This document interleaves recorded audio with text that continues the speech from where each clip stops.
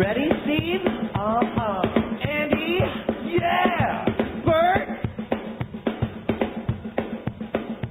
Well, all right, fellas. Let's go!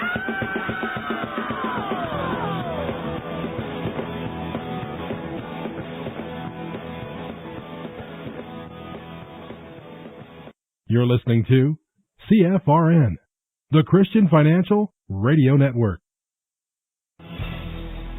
Good afternoon, traders, and welcome back to the CFRN Emini Futures Cast. This is the daily broadcast of Indeterminate Length, where we discuss all things Emini, along with some really big ideas on the finer points of trading gold, bonds, crude, sugar, the euro. Joining us today, Mr. Michael Borth. From our trading desk in Chicago, Mr. Burton Schlichter. Now, to get things started, let's go to our host and founder in Studio A, overlooking South Mountain, America's largest city park. Here's Dwayne.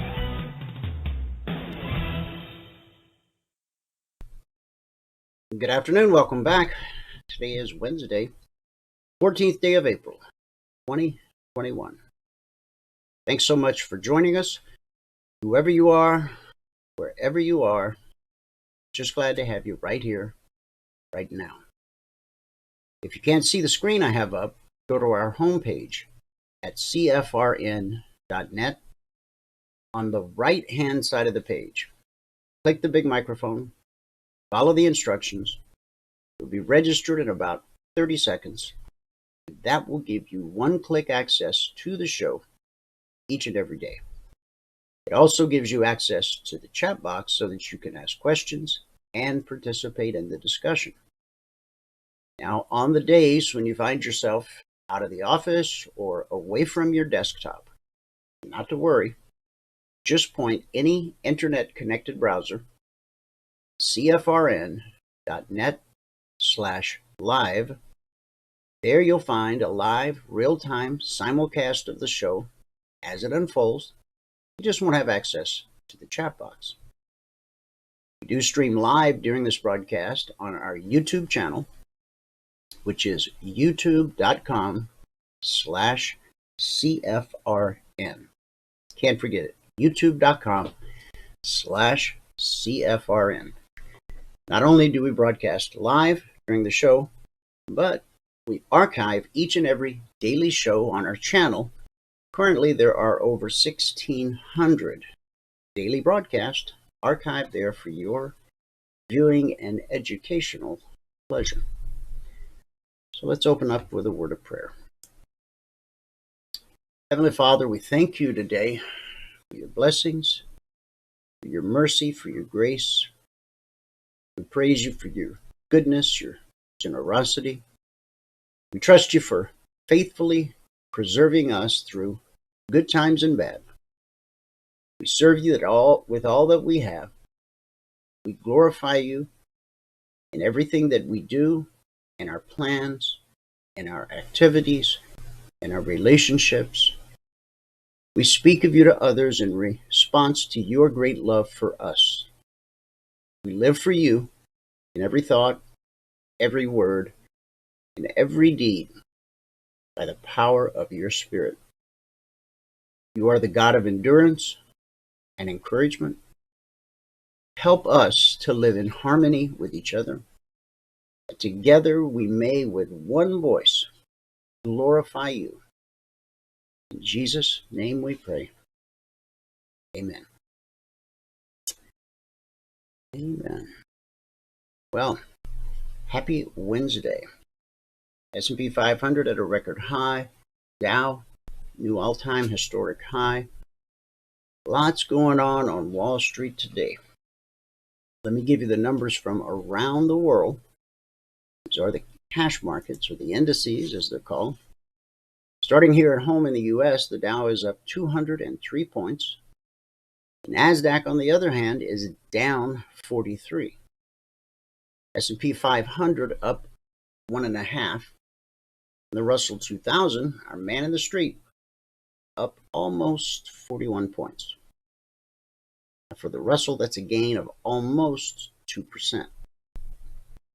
In the commodity basket, crude oil up $2.61, trading 62.79 last. That's a gain of a little over 4%.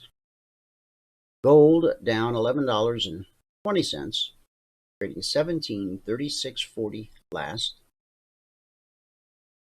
Silver up 2 cents, trading 25.45 last. In the Asian markets at the close today, Nikkei dropped 130 points.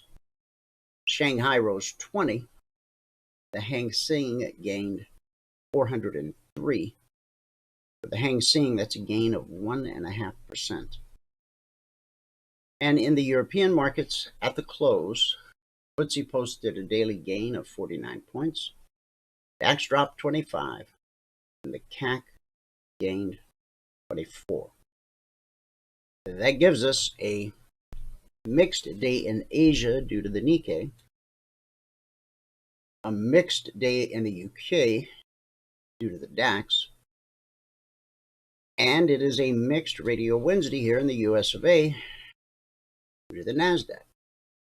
NASDAQ in the red, DAX in the red, Nikkei in the red, everything else in the green. So, all told, it is a mixed Radio Wednesday here at CFRN. With that, we'll go to Michael and get a recap of everything that happened today in the live training room. After that, I'll be back. We will take a look at the Logic 247 alerts, concierge trade alerts, all that, and answers to your questions. So, Michael, if you are ready, you can go ahead and grab the screens. And if you're not quite ready, then we'll go ahead and take a quick look at the daily chart.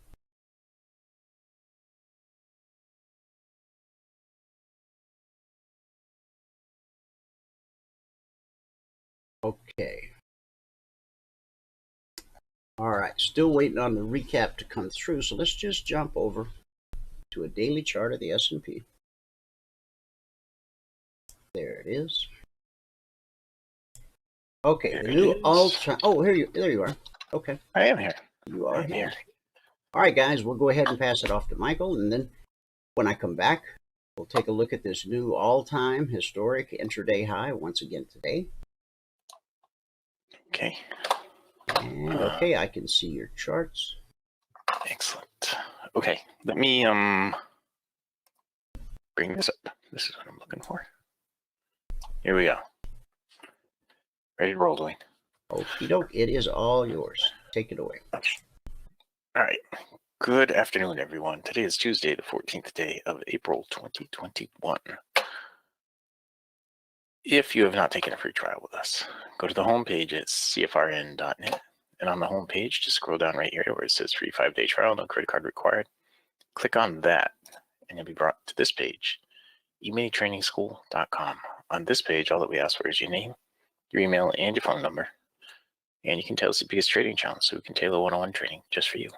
Now, if you go to this page, you should read this page and see everything that we show you on this page that may make you want to add your name, your email, and your phone number. And you can tell us your biggest trading challenge again, so we can tailor one-on-one training just for you. Hit the send button, you'll be sent a confirmation link. You must click on that confirmation link.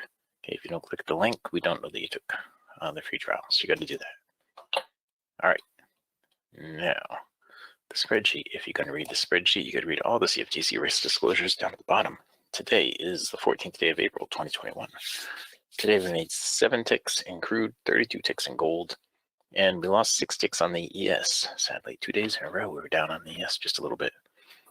That put us at plus 315 on the morning session. Today we took 34 minutes and 5 trades to get to the goal for the day. At that point, we're up $100 a contract, and we took a total of 18 trades. So on the month now, we're up $5,122.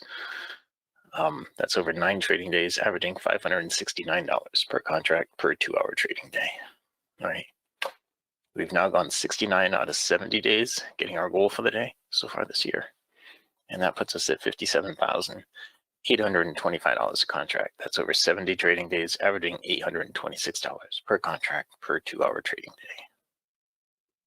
All right, now, Vic, are you listening or watching? I'll show you a couple of things if you are. All right, there's one thing I had to show to Vic, but okay, it says yes. Okay, there's a couple of places. Now, what you have going on is you have one of these things on.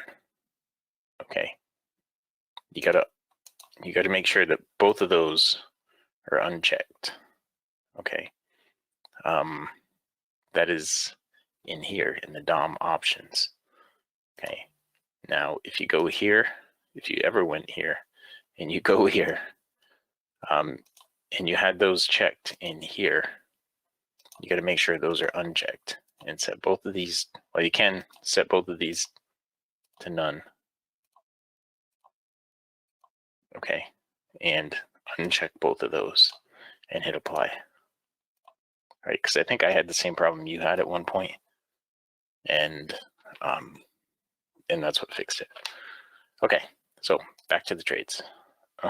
We'll go over the ES first because there was really very little to do with the ES today. See, I started drawing this trend line at the end of the morning session. It was right over here. It was when I started drawing it. I was hoping that we're going to get a short, but we didn't. It ended up going up, and I gave this number on the upside, so it went up and hit that number. And it just went sideways ever since it hit that number. Was there a trade setup getting up there? Yeah, right here. Would I have taken the trade? Probably not, because we don't have a trend. All right, so we'll start out with the ES. We had 2 trades. We had a stop out right here, -8 ticks, and +2 ticks there. Excuse me, that put us at -6 ticks overall on the morning session on the ES. There was one trade here that we missed that it pulled back pretty deep and then it went down. It would have been a break-even trade had I taken it, but I didn't. And that was really all there was on the ES today. You know, the ES just wasn't giving up any trades this morning. All right, crude, we'll jump in here. We had a few trades on crude today. Now we had crude inventories come out, and I had a big trade on crude inventories, but I told everybody not to do it, so I didn't count it toward the morning session. But our first trade here on crude was right here. We ended up with a break even.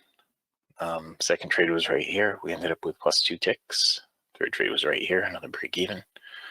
Then the inventories came out, and we had an actual trade set up right back here before the inventories came out. Okay, and that's where I was long from, was back there. And I got out up here somewhere. It was a pullback to 62.20 where I got out. I think it was right here. But I didn't count that toward the room because I told everybody not to do it because of the crude inventories. But I had a pretty good feeling it was going to go. All right, so we had another break-even trade right here. Even though it went up and down, it went up and down pretty quick. It was still bouncing around a lot from the crude inventories right here. So I ended up with a break-even on that. Then I picked up 4 ticks here to put me at +6, and 1 more tick there to put me at +7. Then I was just looking at different areas at the end of the session. I was thinking that it was going to give us a trade setup that was going to get up to this level right here. So I drew in the level, and it went right up to that level. It bounced off that level, and it went right back up to that level. 62.10 is where I said it was going to go to after it hit this level. But it came off of it, and then it went back up and hit the 62.10 level. Now that 63.10, sorry. Now that 63.10 level I gave way back there, back here, as a potential target area. Okay, and that was the crude. Now there were trade setups to get up there. There was one right there, one right here, one right here if you didn't get this one. So there were a couple of trade setups to get up there. Now gold. Gold is where we made the majority of the money today. Okay, let's go back to the beginning. Right here, our first trade on gold was right here. We picked up 5 ticks on that. And 1 tick there to put us at +6. 4 ticks there to put us at +10. That's where we got the goal for the day. All right, then right in here, we picked up another 10 to put us at we picked up 6, sorry, to put us at +16. Then we picked up 10 to put us at plus 26. And nothing there but 4 there to put us at plus 30. And I missed something in here. And right here, plus 2, right there, a break even right here, plus 2 to put us at plus 32. And that was right into the morning session, but I didn't rate this in, whatever that gain was. Let me see if I remember. 36.8 down to 36. Yeah, I think that was an 8-tick gain because I had these targets outlined here. But I just won't count it right now. All right, then we get into the break, and during the break, it looked around a lot here during the break. Fortunately, not giving any trade setups. Maybe a bounce right here, but it got really sideways in here and really messy. So we really didn't get anything much going on in there. Okay, and that was pretty much it, guys, for the morning session.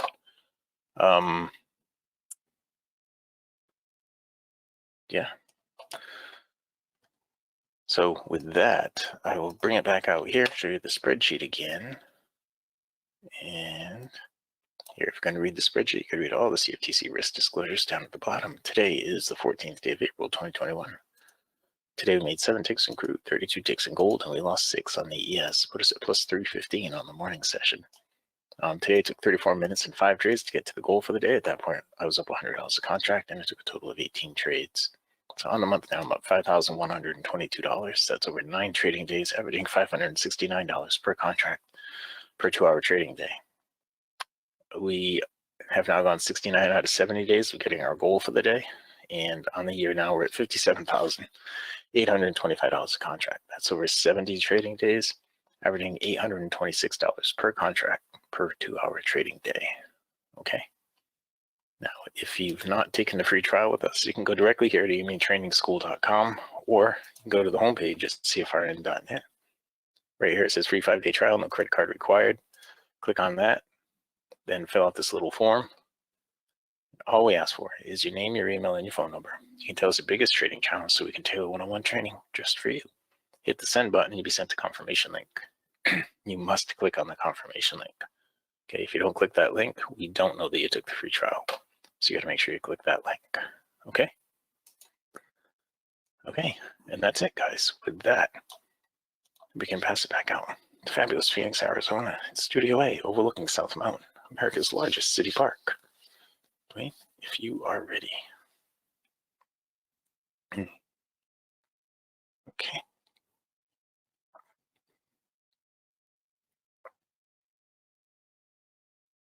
This and this.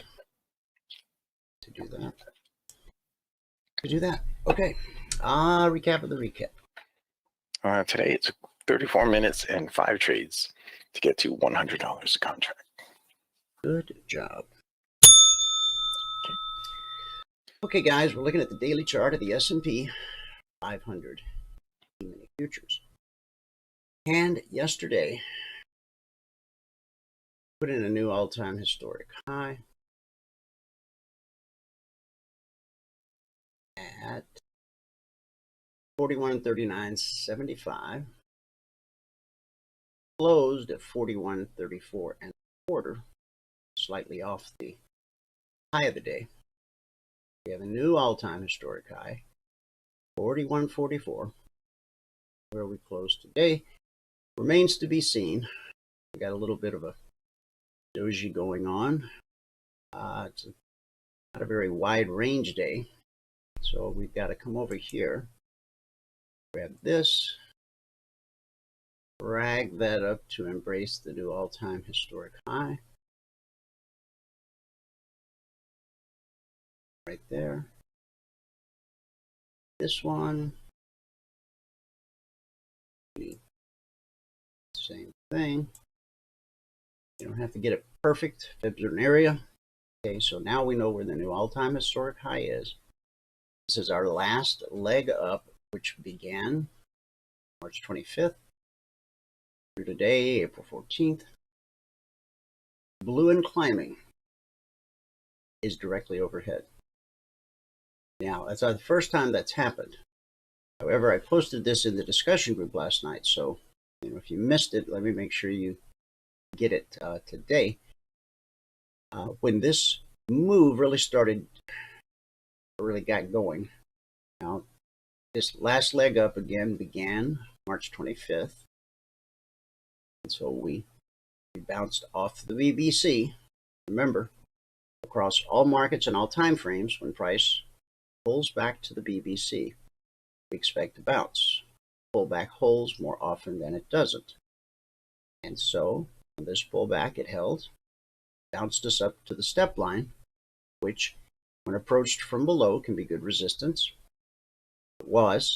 It sent us back to the BBC, where we consolidated for a couple of days, but all of these candles are touching the BBC, so that pullback also held.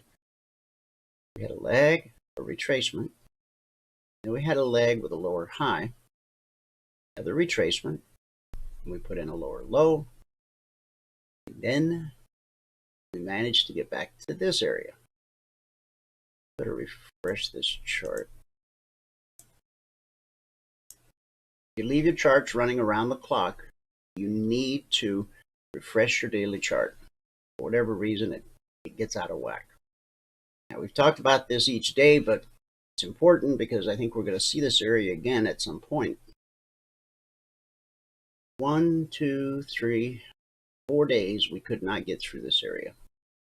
So that played a part in sending us back to the BBC, where we caught the bounce and the retracement back to the BBC, and then the bounce, which brought us right back up to this area. And we spent 1, 2, 3, 4 sessions trying to close above that area. Finally did it on this day.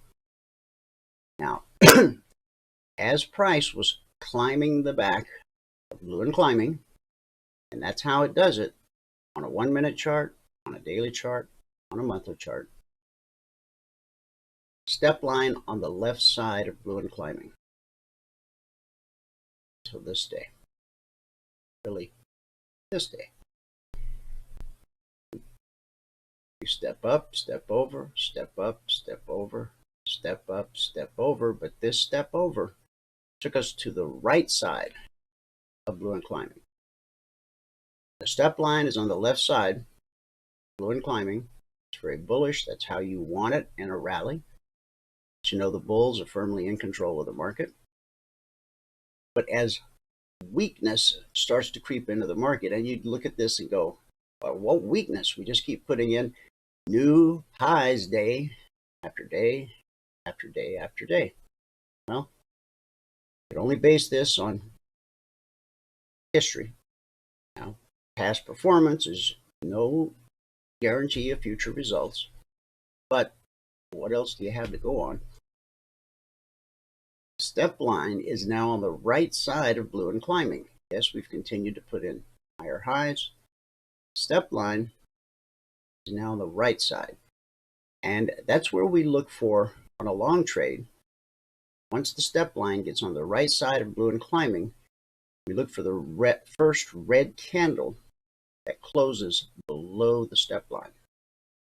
Now, is it possible that this market continue to climb and that the step line could end up back on the left side of blue and climbing? It's possible. Anything's possible. And you have to learn to embrace all possibilities. So, the step line on the right side of blue and climbing, I sense there is some weakness coming into the market. I think this is telling us to get ready for some type of a retracement. Support is at blue and climbing and the 38% Fibonacci price extension. If price were to drop below those two, then the step line, which is currently at 41.21 and a quarter, that is potential support. And if those three things aren't sufficient to support the market, here's the 24% Fibonacci retracement from the low put in on the 25th to the new all-time intraday high put in today. So that would mean a drop from where we sit down to about 40.73. If the 24% fib, which is the shallowest possible Fib retracement. If that failed to hold, then we're looking at this area, which is the 38% Fibonacci price retracement, and also the 24% Fibonacci price extension. Yesterday, I went over in detail how the Fibonacci price extension works, so if you happen to miss yesterday's show, you can always go to youtube.com/CFRN. You can fast forward up to the part where you see me drawing this in, once again, using this tool, Fibonacci price extension. The Fibonacci that most people or most traders are familiar with are the Fibonacci price retracements. So as price drops, at the 24% Fib, we anticipate support and a bounce. At the 38, support and a bounce. Now, this 38 is interesting because we have overlap. We've got 38% Fib retracement and the 24% price extension. We've also got the daily BBC. And as I showed you here, when price pulls back to the BBC, we expect it to hold. It holds more often than it doesn't. And then the market would attempt to rally. And this 24% Fib that we expect to be support on the way down, as the market tries to climb, that area would then become resistance. Below the daily BBC, if we get below it, and this is what it looks like when we get below. Here, we dipped below it, but we never opened and closed below it. Here we have an open and close below, an open and close below, open and close below. Okay. So if price takes out support here, we got support times 3 here, 38% retracement, the 24% extension, and the daily BBC, then we've got the 50% Fib retracement. And that brings us to this area, which really has my attention because it was resistance 1, 2, 3, 4 sessions, then 5, 6, 7, 8 sessions. I gotta believe that when price revisits this area, now there's nothing that says it has to revisit the area, but we know that's how markets work. After a leg, we get a retracement. After a leg, we get a retracement. Sometimes it's a shallow retracement. Sometimes it's a deeper retracement. We've not had a deeper retracement for quite some time. And so what was once resistance could very easily become support. We start out each day looking at the daily chart because we want to identify where major areas of support and resistance are. Pretty simple to see. Resistance overhead is the high of the day, 41.44. And then we've got this 38% price extension and blue and climbing, low of the day, all coming together. Support times 3. Drop a little further, then support at 41.20. Then the areas previously mentioned. So whether you start your trading session in the morning, in the afternoon, in the evening, whenever, we have traders around the world. Okay, so that's why our Logic 247 alerts come out around the clock. We start Sunday night at 6 p.m. Eastern, and the alerts flow around the clock until Friday afternoon at 5 p.m. Eastern, when the global markets close. So now that we know where major support and major resistance is, the larger the time frame, the more important the information that it conveys. We can now go to our 30-minute chart and take a look at the setups that the market has provided us during this session. The range on this session is a low of 29.50 and a high of 44. So let's call it 15 points. 14.5, I think is correct. Okay. That's a narrow range day. We often see narrow range days at the top. I'm not calling this a top. In fact, I don't want to call anything in this market because we've never really seen a market like this. because if we look left here now, and this has been going on for some time, if you look left, there's nothing to see. We always look left when trading to see where potential obstacles are. But looking left, price never been here before.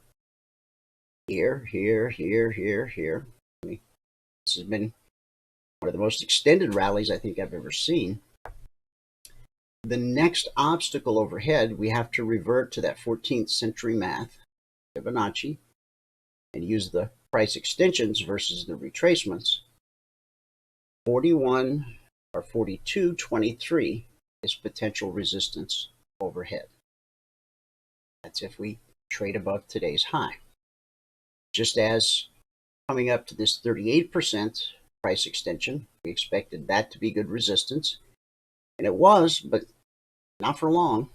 Now the 24% fib extension, that served as good resistance for 1, 2, 3 sessions. And you could argue that we're still dealing with that 38 right now. We have spiked above it, but where this session closes today and every day is really the most important. We've got new all-time highs in the S&P, new all-time highs in the Dow. Now, those Logic 247 alerts that I mentioned, here's where we are for the week so far. We are in week 141. As of 12 noon Eastern, we've issued a total of 36 alerts since Sunday night at 6 p.m. Eastern. 6 of those never triggered. Still waiting on the results of 5. We've had 25 actionable alerts since Sunday night. 3 stopped out, 12% of actionable alerts. An average week will be 20%. Okay, the week is young. Still got half a week to go yet. Now, the difference between the stop here and in the live training room, Michael is teaching you the strategy, the methodology, trade setup, how it all comes together. And he's teaching you that you must have a physical hard stop on every trade. No stop, it's not a trade. You're just gambling. You're just taking a shot. You're just flicking the mouse and hoping. So he's teaching you how important it is to have a physical hard stop. But for simplicity's sake, in the room, we use an 8-tick hard stop on every market, on every trade. On the alerts, both Logic and Concierge, we use market structure to determine where to place our stop. The stop loss on any alert, we don't want to risk more than $300 per contract per trade, less when possible, based on market structure and the simple 3-step process that we teach all of our traders when they become passport holders. Okay, so let's take a look at this week's alerts so far via Logic, and then we'll take a look at the Concierge trade alerts. So we'll scroll up to the beginning of the week.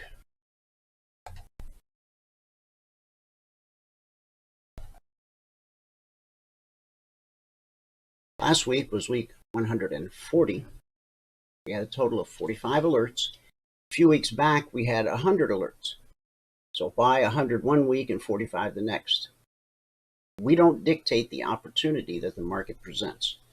The market dictates the opportunity.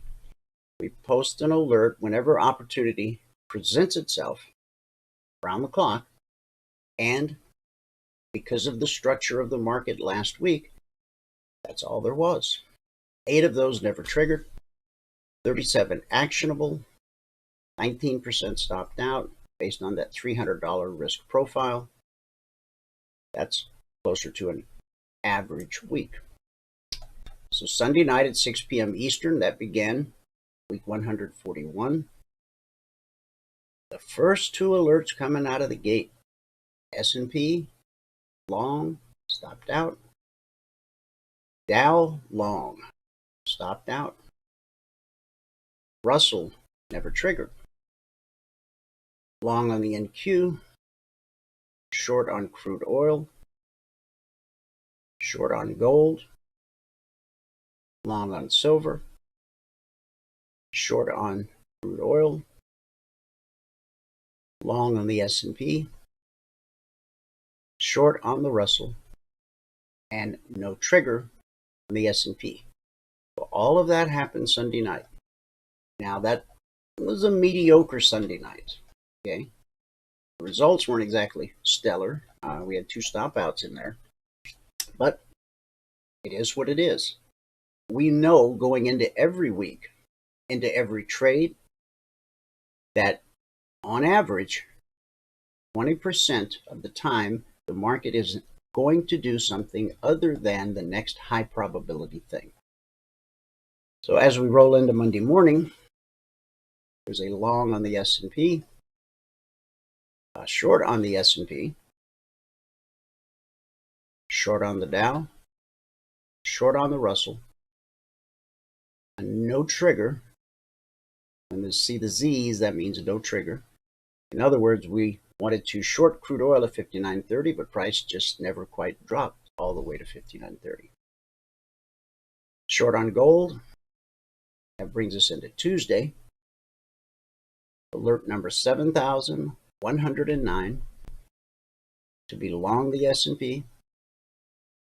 Initial target 41.36. Final trade to target is the weekly trading zone above. On every long alert, the final target is the weekly zone above, and on every short, the weekly trading zone below. There's a long on the Dow. There's a short on the Dow. Again, the final trade to target. You've got an initial target, second target, third target, final trade to target. WTZ stands for weekly trading zones. Those are issued to all of our passport holders Monday morning at 6:15 a.m. Eastern. Once the weekly zones are issued, they're carved in stone for the entire week. We don't change them, massage them, manipulate them. They become fixed support and resistance. Price flows from support to resistance, back to support, back to resistance, over and over, again and again. The more time you spend with us, the more time you watch these charts, the more times you hear us explain it, you'll begin to see how the multiple time frames come together to paint a clearer picture than you might have had in the past of where opportunity exists and where it doesn't. No trigger there on the Russell. Long on the NQ, long on crude oil. No trigger, no trigger. Long on the S&P. Long on the Dow. Long on the Russell. Long on the NQ. Stop out on silver. And then we roll into today, and we're still waiting on the results of this Dow, this Russell, this gold. There's the S&P. NQ, still waiting. Silver, still waiting. So that's each and every alert that was issued live in real time so far this week. And this will give meaning to the recap. 36 individual alerts, 6 never triggered, waiting on 5, 25 actionable, 12% stopped out. Now the alerts go out with time built in for you to hear the alarm. We use Telegram as our messaging client. You hear the alarm. You don't have to race to your desk to put on a trade because we build time into the alert to give you an opportunity to finish what you're doing, study the chart, study the alert, because we're not just giving you these alerts so that you can trade them and make money, which of course you're welcome to do because it's your passport. You can do with it as you please. But our mission is a little bigger than that. Our mission is to teach you how to find these opportunities yourself, so that after you're with us for a while, pretty soon you don't need anybody. to tell you when to get in or when to get out. The chart, structure of the market, the indicators will tell you when to get in and where to get out. Okay? It is a process. Welcome to the process. When you first become a passport holder, you should start trading right away, trading with Michael in the live training room, trading alerts round the clock as your time permits. Okay? But you're learning, so you should not be in your live account. You should be in your demo account, the simulator, trading just as if it was your live account. Nobody is watching over your shoulder. Nobody's keeping track. Nobody's going to judge you because of whatever happens. You simply need to get comfortable trading, putting on and taking off trades. Now, the 2420 blueprint, which all of our members receive, will walk you through a process of creating your business plan, trading plan, and it also guides you through the process of building your account. You start out in the simulator, trading it just like it was your live account. You're going to make mistakes. All kinds of things are going to happen. We want to work out all those bugs in Sim where it doesn't cost you money. Your goal is to put together 10 consecutive days in a row where you do reach your goal, 10 trades or less. Once you accomplish that, 10 consecutive days in a row, the blueprint will give you the green light to go live with one contract. Now you have a new goal because you're trading real money. Now your goal is to increase your account balance by $2,000. Once you've increased the account balance by $2,000, the blueprint will give you the green light to add a second contract. The difference between the first contract and the second contract is the first contract came out of your pocket, out of your savings, wherever you get your money. The second contract, that is funded by profit you earned in the market trading one contract.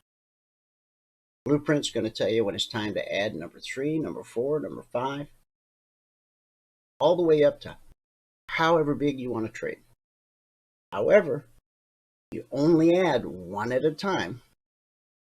You're going to get comfortable trading 1, then you'll get comfortable trading 2, then you get comfortable trading 3. But you only add additional contracts when it's time. When the blueprint gives you the green light, you only add one at a time. You only add with profit you earned in the market. It's a system of checks and balances to keep you going in the right direction.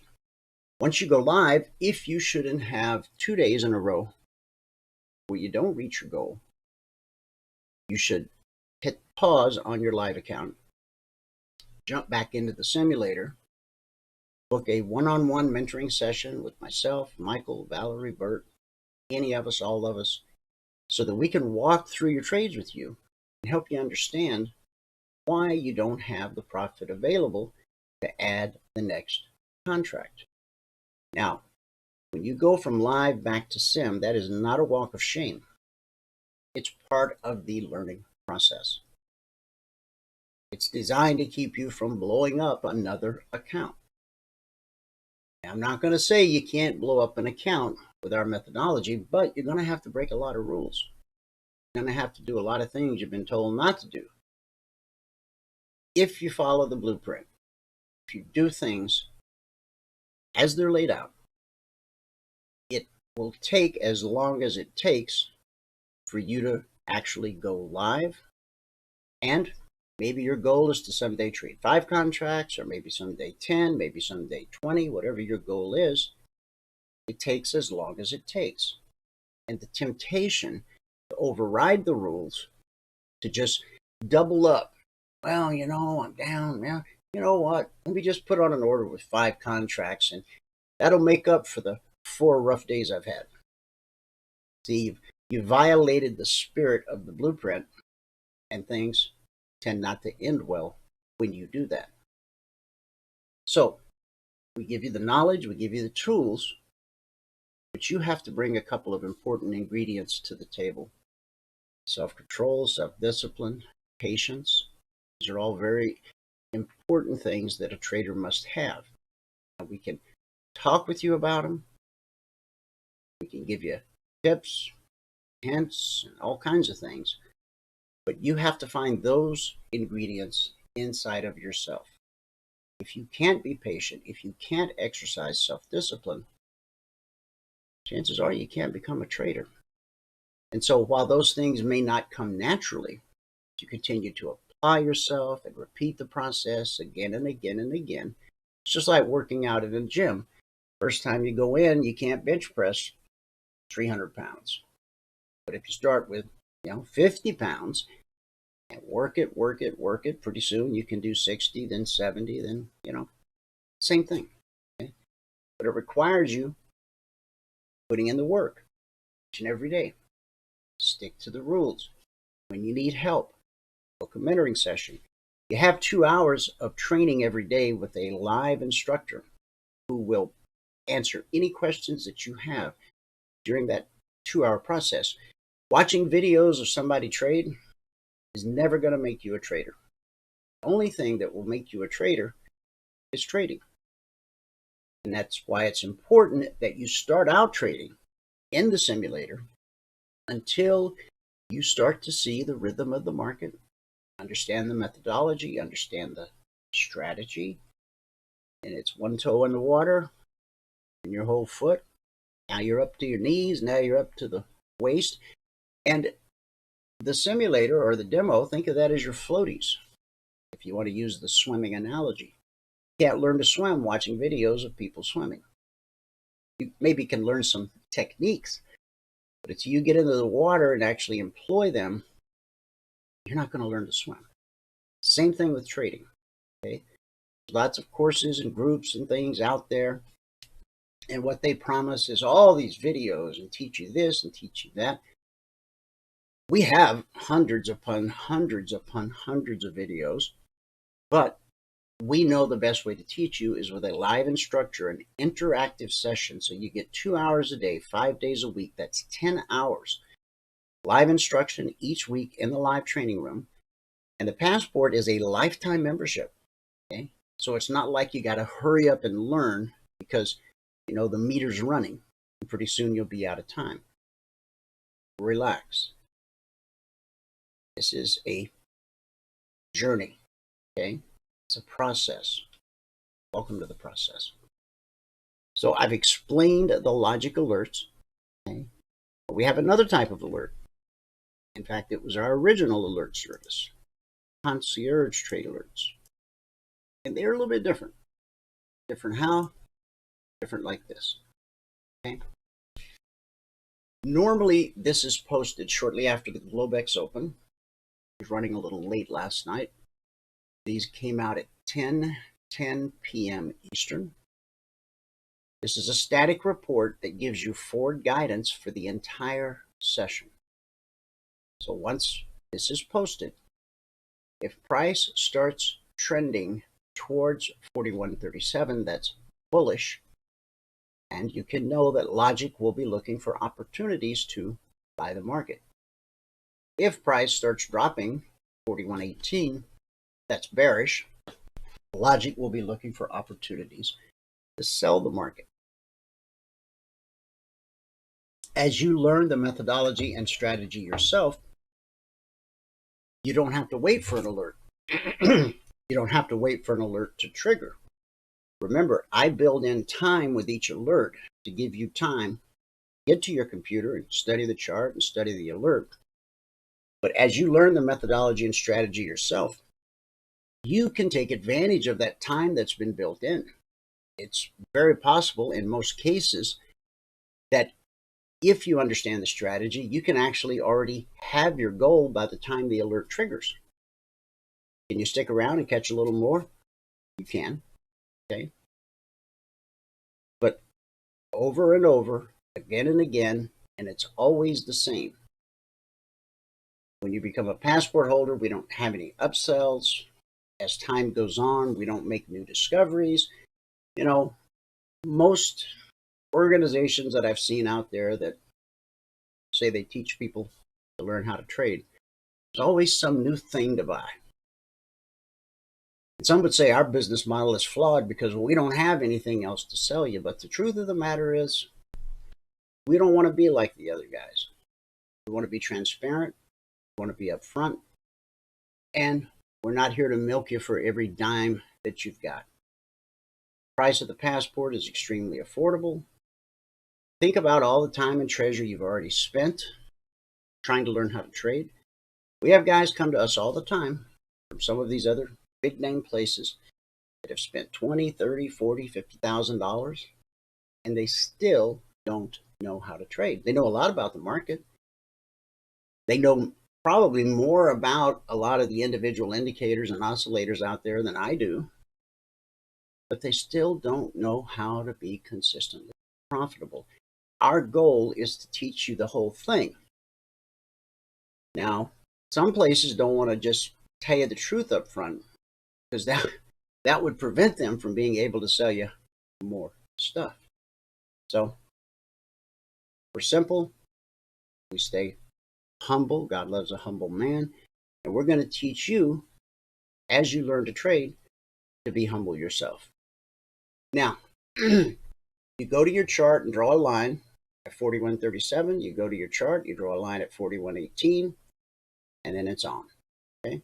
Again, this normally gets posted shortly after the Globex Open, 6 p.m. Eastern. I'm running a little late last night because I was just watching the market. I wanted to see what it was going to do and how we were going to deal with it. So I've had time to grab a screenshot by now if you want one. So we'll move this out of the way. We'll go to our 30-minute chart. We start looking at a daily chart for the reasons I've already mentioned, but the actual alerts themselves are based off of the 30-minute chart. Price is always trying to get to a weekly trading zone. When the zones are published Monday morning, 6:15 a.m. Eastern, since December 14th of 2009, our traders get them on their charts. Don't lose track of the previous week's zones, because those will still have value Sunday night, Monday, Tuesday. Sometimes we find important prices in important areas that are zones that remain important for weeks at times. Whenever you see a weekly trading zone that is yellow on my chart, that's one of those areas. And so, this was Sunday night. This is Monday. Okay, price went from the zone support. When price drops to a zone, we expect that to be good support. And when price rallies up to a zone, we expect that to be good resistance. This was good support. This was good resistance. Now, take a look at how much time it took the market to go from support to resistance. And there was lots of support and resistance along the way. Lag, retrace. From support to resistance, to support, resistance, to support, to resistance. The time it took to go from zone to zone, these are 30-minute candles. So from 1 a.m. Eastern until 6 a.m. Eastern the following day. That's how long it took. More than 24 hours, so it would be 29 hours. But then look how quickly the market dropped from resistance to support. 29 hours, hour and a half. Okay? So the market found support at the zone, found resistance at the zone, it found support at the zone, and then it found resistance at the zone. Now we expect it to be good resistance. until proven otherwise. And this is what otherwise looks like. Price came. Now this is the actual zone is 4127/4128. This zone is 4105/4106. Not unusual for price to spike a zone like this. What's important is where it closes. In fact, when this 30-minute candle closed, the only thing left touching the zone was the wick. And so we call that rejection. Rejection. Rejection. It's a lot of rejection because the most common thing you'll see 75% of the time is consolidation at a zone.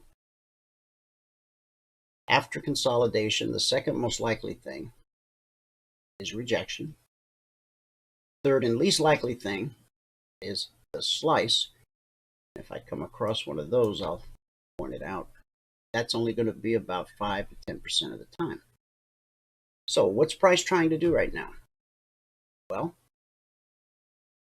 we got above this weekly zone, put in a nice leg. We had a retracement back to the BBC. Then we had a leg and a retracement back to the BBC. Then a leg and a retracement back to the BBC. A leg and a retracement back to the BBC. Now we did dip below the BBC on this candle. It's not touching. That could have been the beginning of a move to the downside. Price found support right here at 41.29.5. That took price back above the BBC. As long as price is above the BBC, then we know that price is trying to get to the zone overhead. When price is below the BBC, we know that price is trying to get to the zone below. So just taking those simple principles into consideration, anytime you sit down in front of your charts, you know what the market's trying to do. Here, the market was clearly trying to get to the zone overhead. Didn't make it the first trip. It had to build some legs. Retracement, then a leg, and a retracement, then a leg, and a retracement, then a leg. Now, any one of these legs, any one of these candles even, would be sufficient to give you your goal for the day. Most of our traders start out with a daily goal, 2 points in the S&P, which is $100 per contract. And remember, you start with one contract. Or 10 ticks in gold, or 10 ticks in crude, 20 points in the Dow. Those all add up to $100 per contract. And you say, but I can't pay my bills on $100 a day. This is a process. You're going to trade that one contract till you increase your account balance to $2,000. Then you use those profits to add your second contract. You continue to climb the ladder that way. Okay? There's no get rich quick overnight. You're building a business. And anytime you build a business, you need to build it on a firm and solid foundation. That is exactly what we're attempting to teach you how to do. Now, again, we know that price is trying to get to the zone overhead. I would only put out long alerts in the alert channel right now because price is above the BBC. When price is below the BBC, that's when I would put out short alerts. Okay? So, as buyers are attempting to push this thing higher, we've got potential resistance right here. Basically right where we're at. Why is that resistance? Well, when this candle opened, buyers took control and we had a green candle.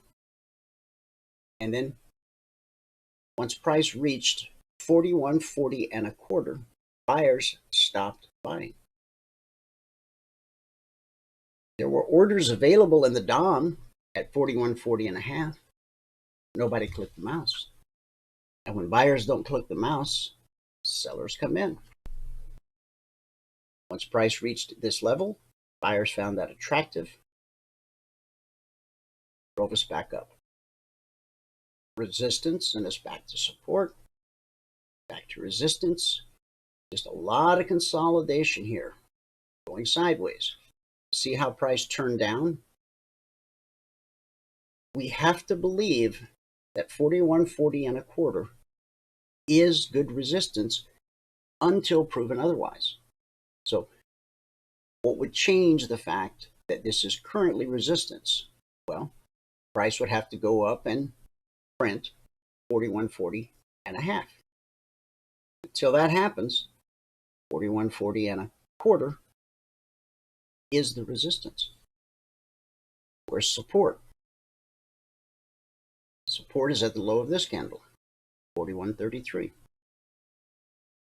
Price will ping back and forth until it breaks either that high or that low. If it breaks that low, then this is the next area for support. And major support is at the weekly trading zone. Fixed support and resistance. And as you can see, our fixed support and resistance, which we've been publishing since December 14th of 2009, is pretty reliable. Okay? When you sit down in front of the chart, price is above the BBC, and your mind needs to start thinking, where can I find a window of opportunity to buy this market? Now, I may not ride it all the way up to the zone overhead, but I know that the market is trying to go higher. So that's the side of the street I want to be on when I place a trade. When price gets below, then I know price is trying to get to the zone below. That's the side of the street I want to be on. As futures traders, we don't care if price goes up or down. The only thing we don't want is sideways. Sideways will just take all the money that you've made if you allow it. So our indicators do a good job of not only helping you find high probability, low risk trading opportunities, they also help you stay out of markets that you shouldn't be trading until price sorts itself out. If price can get above this resistance, the next resistance overhead would be this high, today's high, the all-time historic high, 41.44. So 41.43, that's a 2-point trade. Okay. But that's cutting it a little close. Then there's this window up here, 41.45, 41.47. Now, if buyers come in strong and drive this thing hard with momentum, and you just blow right through this, then you would just trail your stop to see if this is going to be resistance. Okay. Here we saw resistance. Price traded right back up to the same area, still resistance. Okay. And this thing is just tightening, tightening, tightening. At some point, one of the buyers or the sellers will show that they're more committed to their position than the other guys. By the time you and I talk tomorrow at this time, I feel confident in saying that price will have either reached 41.47 or 41.27. If price starts to decline, this is potential support, potential support, potential support. It's pretty tight. If we let price take out this low, now our zone is 41.27/41.28. The low of this candle is 29.5. There's not enough room for me to even find a 2-point trade there. Now, could I just go ahead and short it anyway and hope that this doesn't act as support and hope that this doesn't act as support, and hope that this doesn't act as support? Yes, absolutely. You can do that. 9 out of 10 traders would do that. Unfortunately, 9 out of 10 traders fail. Why? Well, they don't have a definable edge, they don't have a business plan, they don't have a trading plan, and they don't have a living, breathing instructor to answer their questions, to teach them how to do what it is they're trying to learn how to do. Last night on the CTAs, the long side, if you didn't grab a screenshot, go ahead real quick. S&P Dow, Russell, crude oil, NQ, gold, silver. Okay. So the long side. Now we've had a series of days these last couple of weeks where we've seen many markets not trigger the CTA on the long side or the short side. Now the CTAs are based on historic price action, where the logic alerts are based on current price action. So I just showed you the recap a few minutes ago of logic so far this week. But the CTAs are forward guidance for the entire session. Okay? And we saw, again, several days where we didn't trigger on the long side or on the short side because we were trading sideways. And remember, as futures traders, we're okay with the market going up, we're okay with it going down. Just don't want to be stuck in that sideways range. If it's a big enough range, you can trade inside of the range.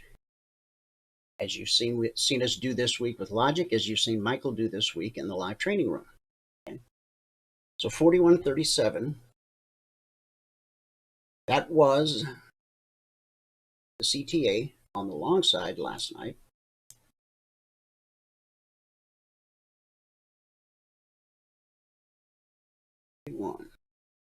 $37.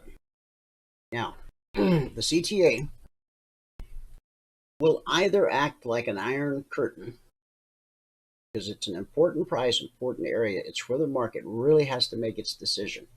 You can clearly see this here. Barely poked our head above it. 3 ticks. Then we triggered again and failed. This time we made it up 1 point. This time another point. This time 1.5. This time actually made it 2 points. Actually, this candle carried over into this one. So on this one, it was 2.25 points. Okay. Not what we want to see. This is like the iron curtain. Okay. But then this morning on the Wall Street Open at 9:30, and that 9:30, 30-minute candle from 9:30 a.m. to 10 a.m. will typically be the largest candle of the session.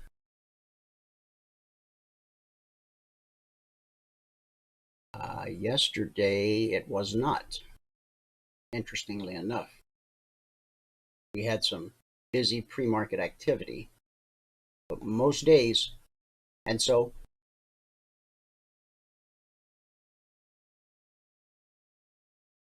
price managed to get above the zone, or the CTA. It took us up to a high of 42.5. Numbers 37.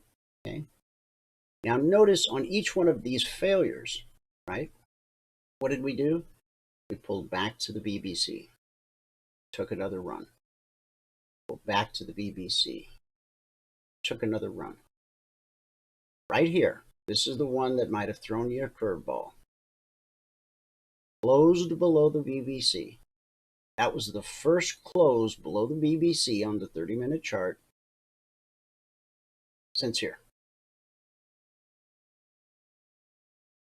7 a.m. Eastern yesterday. Right there. We got back. Now look at how many times we pulled back. Leg and a retracement. Leg and a retracement. Leg and a retracement. Leg and a retracement. Over and over, again and again. Support to resistance, back to support, back to resistance. Okay.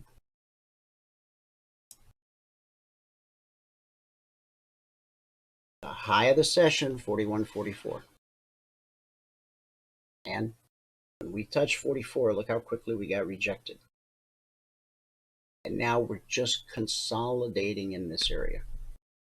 The short side for the S&P, 41.18, has not been triggered.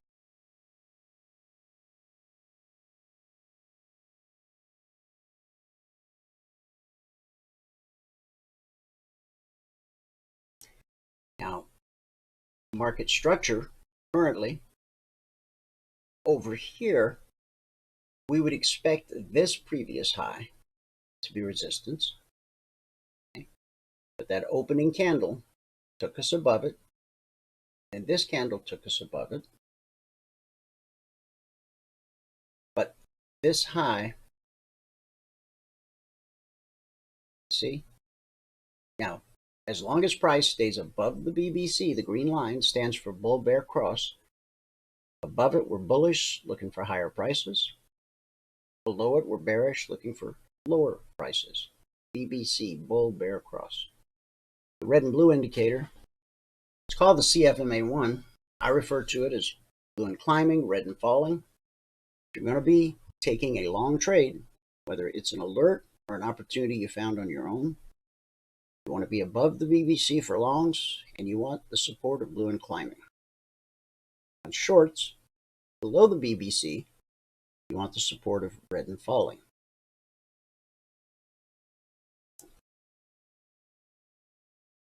The market's waiting patiently. When the first trade goes off today for Coinbase, that will probably bring some activity into the market.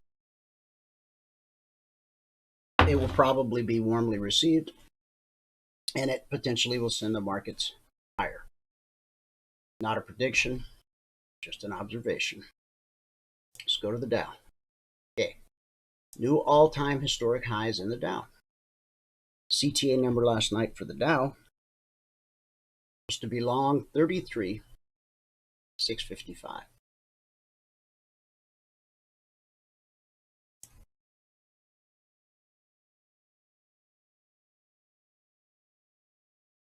There we are.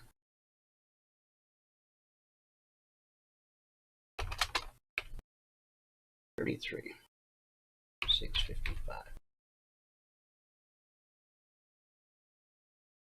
We went from zone to zone. We actually got a little bit above the zone. And so far, we're holding the pullback to the zone, which will give us an opportunity once we take out this high to trade to the zone overhead. The next zone overhead for this week is 33,900. Okay.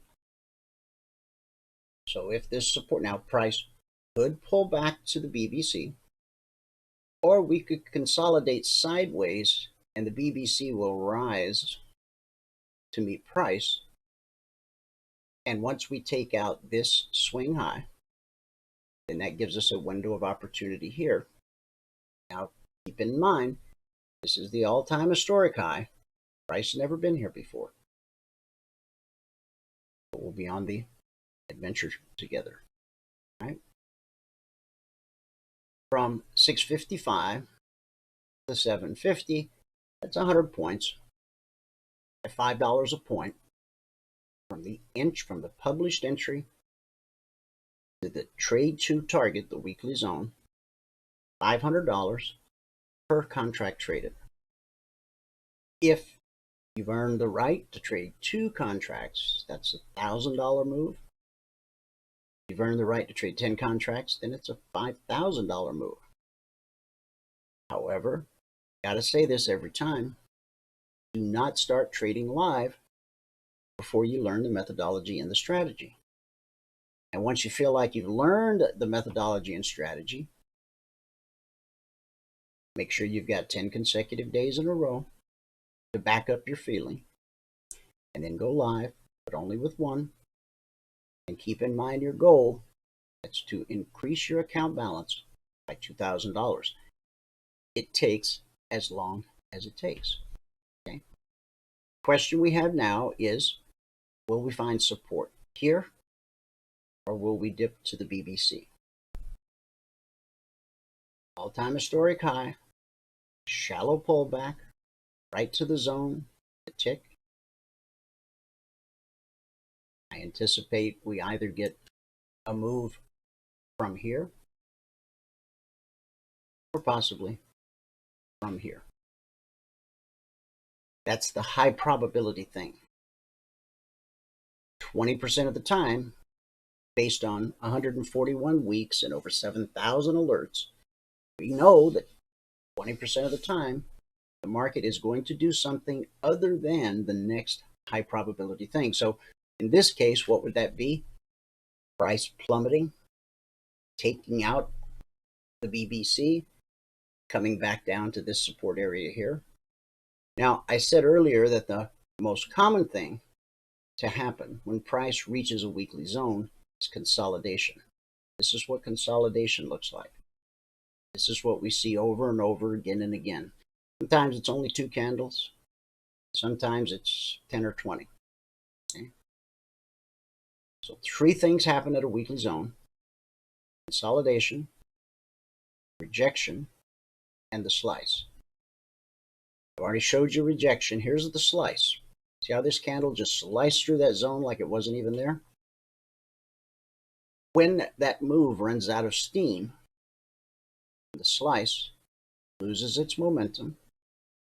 It will most times retrace back to the zone it sliced through and then continue in the direction of the slice. So we sliced, came back to the zone, and then we continued in the direction of the slice right down to the zone. So we went from zone to zone, back to the zone, consolidated, and in one 30-minute candle, this was the 9:30 Wall Street open this morning, we went from zone to zone. Basically, 200 points at $5 a point. This move, $1,000 per contract. From the alert to the zone, $500 per contract. The short side for the Dow was 33,500. That has not been touched in this session.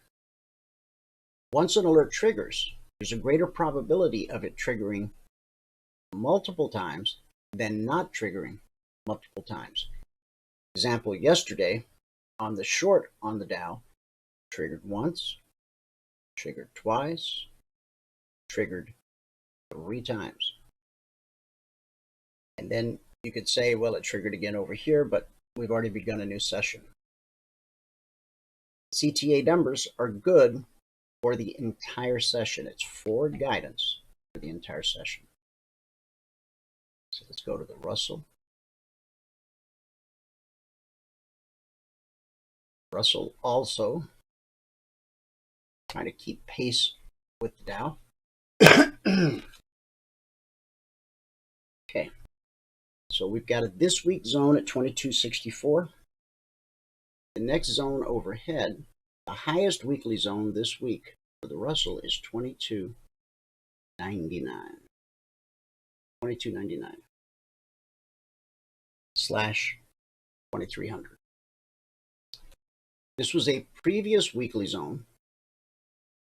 It's in yellow, and this is why sometimes I will keep a weekly zone on my chart past the week where it was issued, because it's still important. Now we're sitting on top of a this week zone at 2264. Zone below that for this week is 2250/51. Below that is 2239/40. 2227/28. 2208/09. So we've gone from zone back up to the zone. Look at how long we consolidated across here. And then the run, which also came off the Wall Street open this morning at 9:30. It took us across 1, 2, 3 zones. We only have one more zone overhead this week, 2299/2300. These are previous weekly zones. So I'm just going to go ahead and get rid of those. So what's the next high probability move? Got above the zone, hit last week's zone, retraced, this pullback, we expect it to hold. So now we want to see price take out this high, this high, this high, this high, this high. Then we've got a nice big window of opportunity ahead, which will become an alert if there's not already an alert in the channel to take advantage of this. Something like probably, now we want to clear this swing high by more than a couple ticks, by more than a couple points. Okay, this high is 59.5. I'm sorry, this high is 2273. And so 2277, that's about 4 points above that high. I want to see what's going to happen when price approaches this high right here. I want to see how it behaves. Does it stall out? Does it go into another retracement? Or do the afterburners kick in? Because remember, price is always trying to get to a zone. Price is above the BBC. I need to see it get above the step line. I need to see it get above blue and climbing. I need to see it get above last week's zone. I need to see it get above this high. I want the market to prove itself. Prove to me that you really are trying to get to the zone overhead versus the zone below. And so I'm pretty comfortable, 2277 up to 2297. I'm just shy of the zone.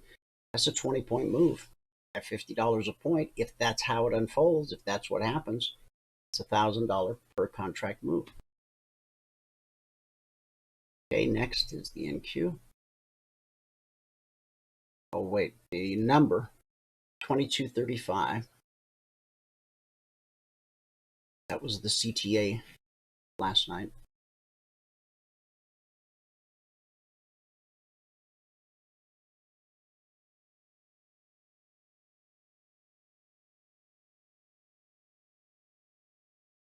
There's 2235.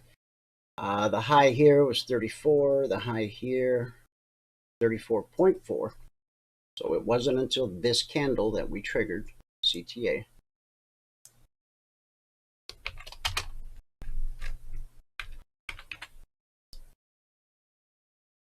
$22.35 to the zone overhead, the trade two targets, 4 points, $50 a point, $200 per contract traded. But it kept going. Now, you can get out at the zone. It's your business, it's your decision. But I encourage you to look at the chart, okay? We're building this powerful green candle. And the step line, as I was showing you earlier on the daily chart, see how the step line is on the left side? And steps up and steps over, steps up and steps over. And right here, it's stepped over, stepped over, stepped over. You can get much of a step up. Now, that doesn't mean this move is over, but it is running out of steam. We need a fresh influx of buying pressure. So the step line has gone from the left side to the right side. So let's say that you took this trade last night or this morning when it triggered and you decided to stay with it, okay? It took you through this zone and this zone and this zone. If this candle closes red, and this candle will close in 5 minutes. If it closes green below the step line, then that's not an exit signal. We need to see a red body, okay? If we get a red body on this candle in the next 4.5 minutes, If this candle closes red, that whatever price it closes at, that's the exit signal. So again, when you trade an alert, be it logic or concierge, when you reach the final trade to target, evaluate the chart. Okay? Should I get out just because it's a target? Well, you can, right? 4-point move, $200 per contract. For a 10 contract trader, that's $2,000. You want to take your profit here and call it a day? Well, there's nothing wrong with that. Choose to stay with it. Let this be your guiding light. Looks like I see a little bit of red right there. Okay. Short side on the Russell was down at 22.18. And we never touched that during this session. Okay. All right. NQ.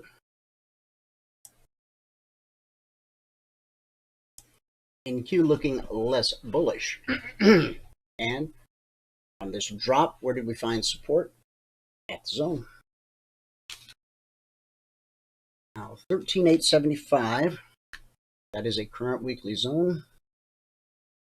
This is a current weekly zone. The next zone overhead is 13,965.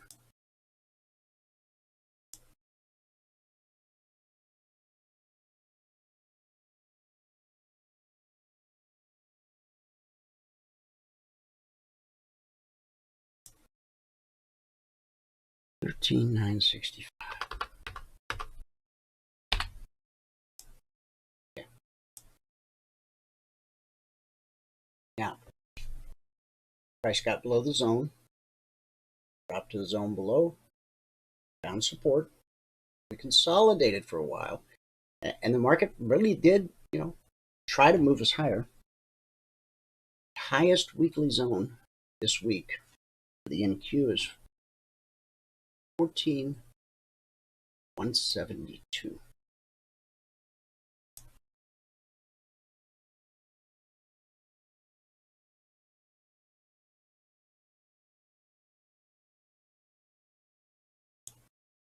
$14,172/173. So if we can take out this high, and we've got some nice room to run on the upside. NQ not looking as bullish as the other markets. We are below the BBC. So we have to be thinking about where can we short this market.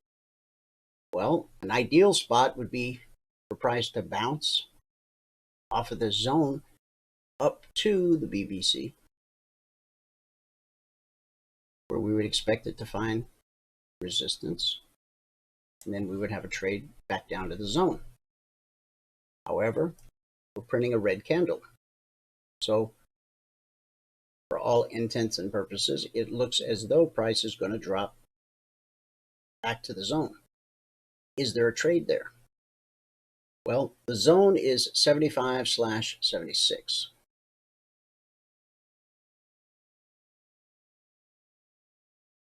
And the swing low here is 87.75. Okay, this is so tight, I'm not going to put it in the channel. I'm going to draw it in for you, show you where it is. Okay. 13,886.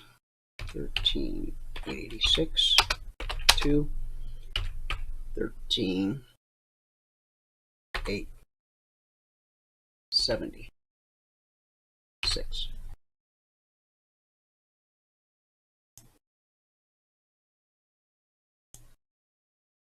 Remember, the zone is 75/76.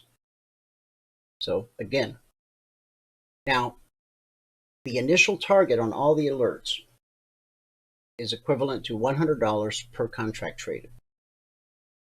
S&P, Dow, the Russell, but on the NQ, because of its volatility, the initial target is $200. So what I just put up, that's a 10-point move at $20 a point. That's $200 per contract traded. So if price continues lower and makes it to 876 from the trigger at 86, that will be a $200 per contract move. Could it keep going? Good. Kept going here. Kept going here. Past performance is no guarantee of future results. Could buyers come in, turn it around, and send it back up to the BBC? Yep. What I just drew in, that's the next high probability move. But we know that 20% of the time, on average, based on 141 weeks and over 7,000 alerts, 20% of the time, price is going to do something other than the next high probability thing. Why? Because the order flow changes. The only thing that moves price up or down is the order flow. What's the order flow? Order flow is all the buyers and sellers in the marketplace at any given time. And to those of you that took that trade just now, congratulations. There it is. That's what we do. That's what the alerts are about.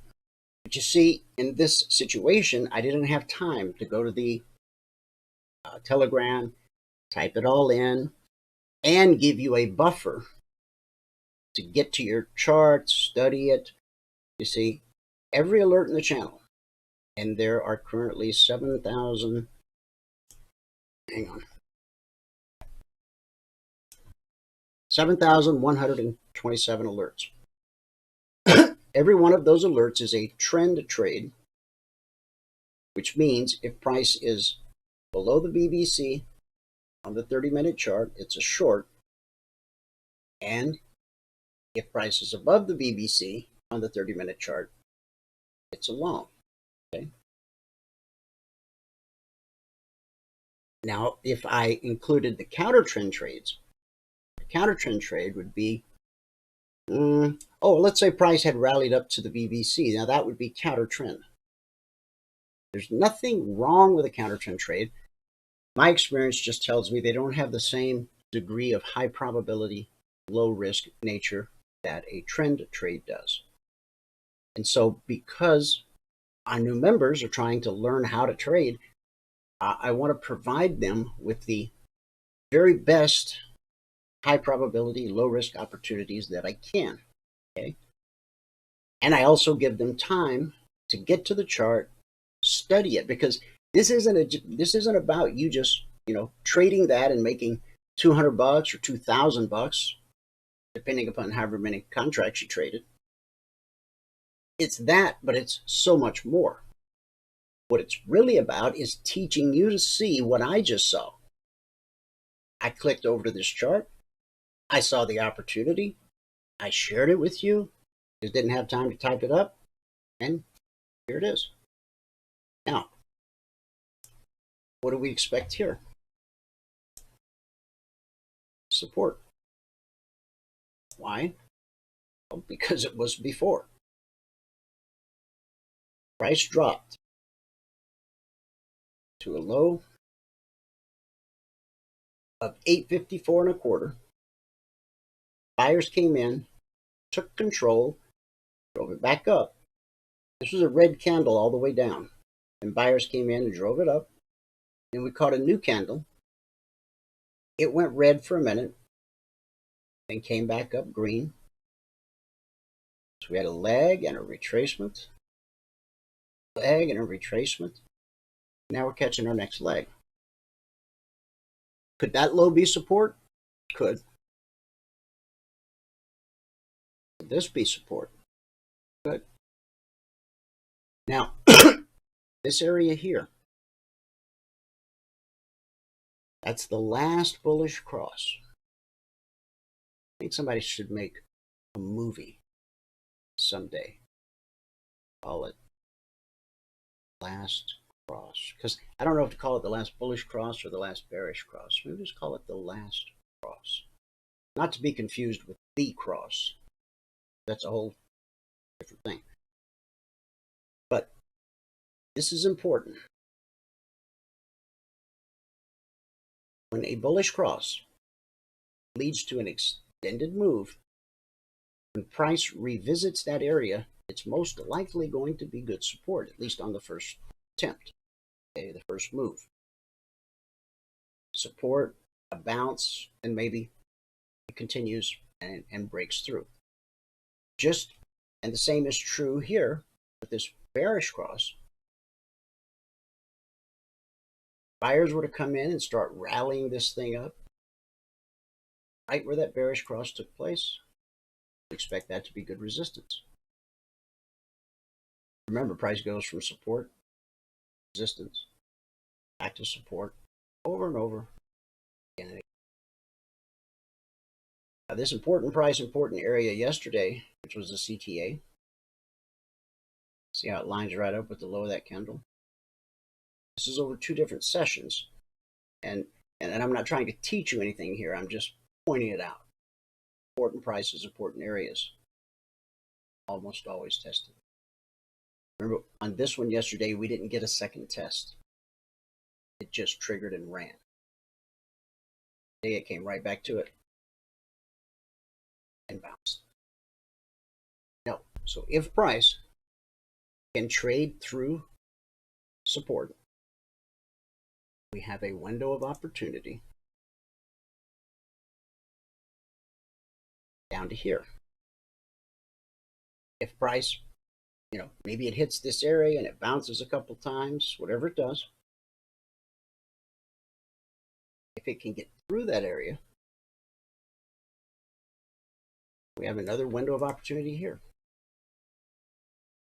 But we don't want to get ahead of ourselves because right now, the zone is holding.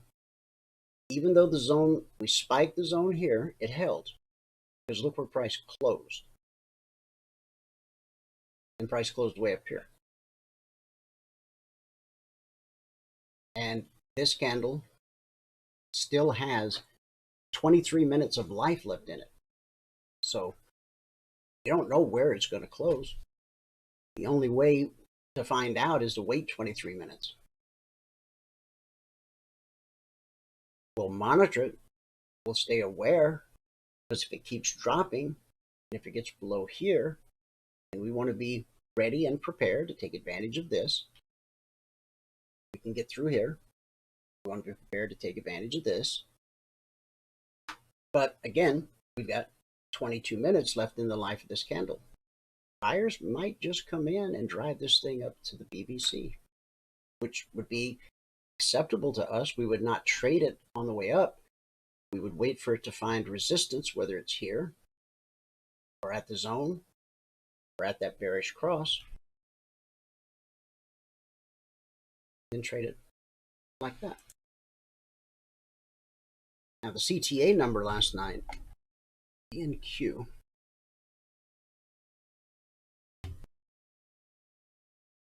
was to be long 14015.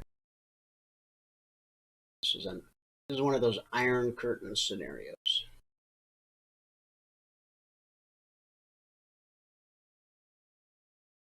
14.0. We put in a high at 29. Okay, so from 15 to 29, that's 14 points, $20 a point, $280 per contract traded. So while, yes, there was an opportunity to take points out of the market here, really what this CTA is showing us is that iron curtain resistance kind of scenario. Could have got your goal for the day, but it just didn't hold up. Price is now looking for support. So the NQ on the short side is 13,856.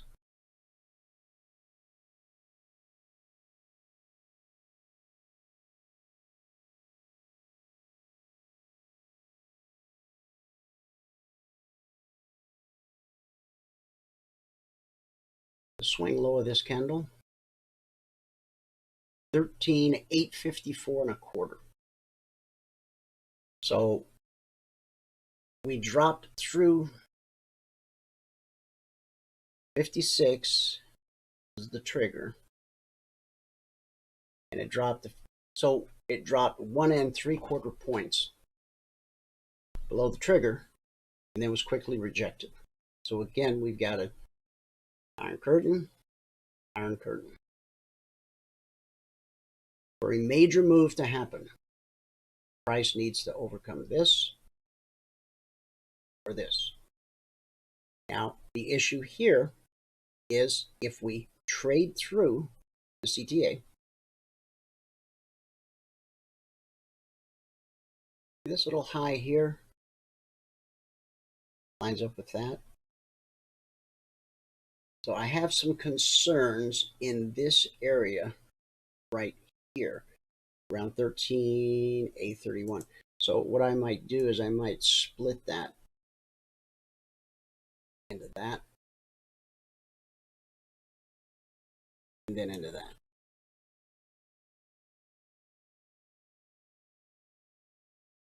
Possibly a trade from 845 to 835. That's $200 per contract.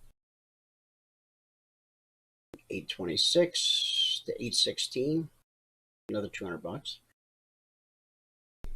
And then we've got this area down here. Okay. Potential support there, there. Major support potential there. And of course, the weekly zone we've already seen. Support, support, support. Okay, that covers the indices. Let's go to crude oil, which has been on a tear.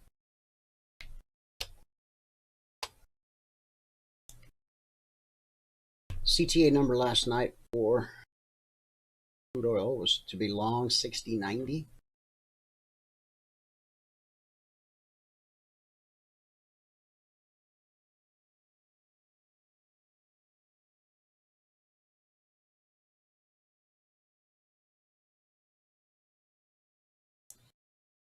Okay, now important prices, important areas, almost always tested.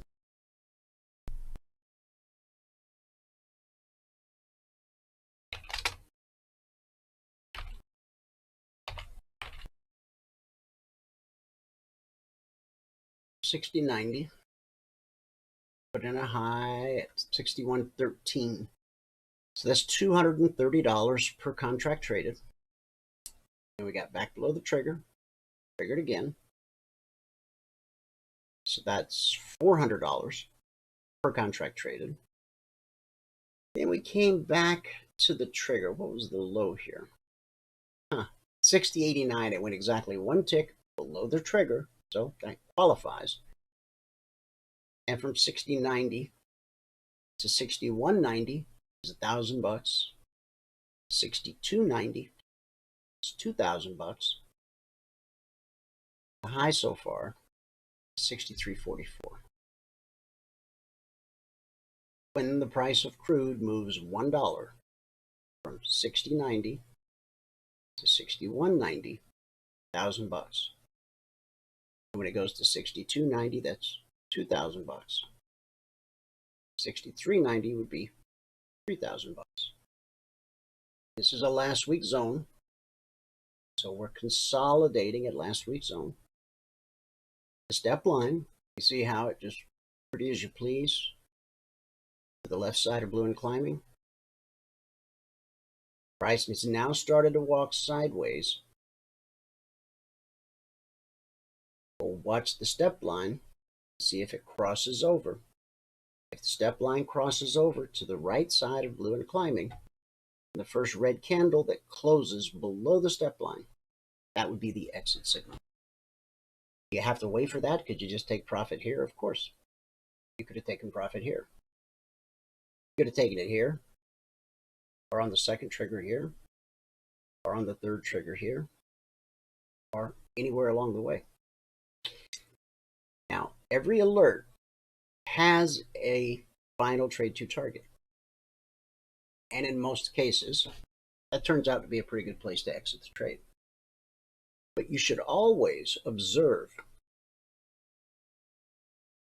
You should always observe the chart to determine if you should get out based upon what the chart's telling you, or just what some guy on the internet said. Shane has a question. What would your stop loss be on the trades? Let me say it again. On the alerts, we do not want to risk more than $300 per contract, per trade, less when possible, based on market structure and a very simple 3-step process that I teach all of our traders.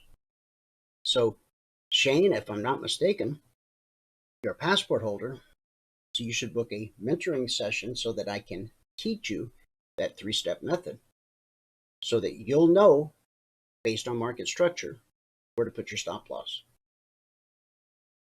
Market structure, when you tell the chart, I want to enter here, 60-90, chart will tell you where your stop loss needs to go based on the current structure of the market. And if step 1 requires a stop loss of more than $300, then you go to step 2. If step 2 requires a stop loss of more than $300, you go to step 3. If step 3 requires more than a $300 stop loss, then you have to wait for the next trigger. And in this case, we had 1, 2, 3 triggers. And I can tell you, based on the 3-step process, using just the 30-minute chart, not having to use step 2 or step 3, you'd have been able to take this trade with less than $300 of risk. So you should book a one-on-one mentoring session so that I teach every one of our passport holders the 3-step process. In fact, that is the very first thing we should discuss when we have our first one-on-one mentoring session. So check with Valerie. She'll explain to you how to book the mentoring session. Every passport holder has access to everything you see here. Group training every day, live training room, unlimited one-on-one mentoring. A lot of new traders will book 2 sessions a week in the beginning. Then after a while, it falls off to 1 a week, 1 every other week. What's important to know is that when you need help, it's always there. So you can book as many mentoring sessions as you want, as you need them. But there's also support 24/7, 365 via the Telegram channel. People post questions all the time at midnight, 2 a.m. They get answered. If I'm not around, one of our other traders is around. So do that so that I can teach you how to do this and the chart. See, a lot of stop loss scenarios are done via like a percentage of the average true range. Sometimes it's just some whatever that somebody's put together. But rather than paint ourselves into a corner by saying, now in the room in the morning, we use an 8-tick hard stop on everything. Okay, that's for the sake of new traders to keep it simple.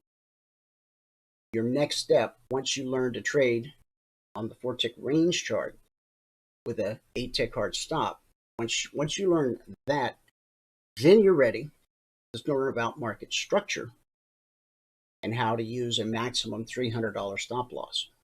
Okay, so I look forward to meeting with you here in the very near future. Shane says, does that $300 include all indicators? It doesn't have anything to do with the indicators. The $300 stop loss is true in silver, yes. A 2-penny move in silver is $100.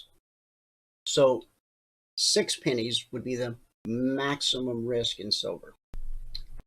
The S&P pays $50 a point, so 6 points would be the maximum risk.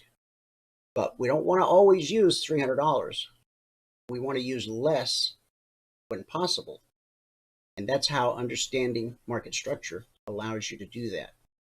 So, yes, all markets, Okay, so, and good a time as any for a commercial. Guys, if you don't have your passport yet, go to eminifuturestrading.com, get signed up.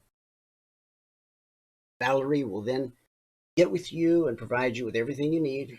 Invitation. She'll get you signed up on all the Telegram channels, the Logic alerts, concierge alerts, weekly trading zone channel. We do a lot in Telegram. We have somewhere, I think, between 5 and 10 different channels for different functions, some public, some private.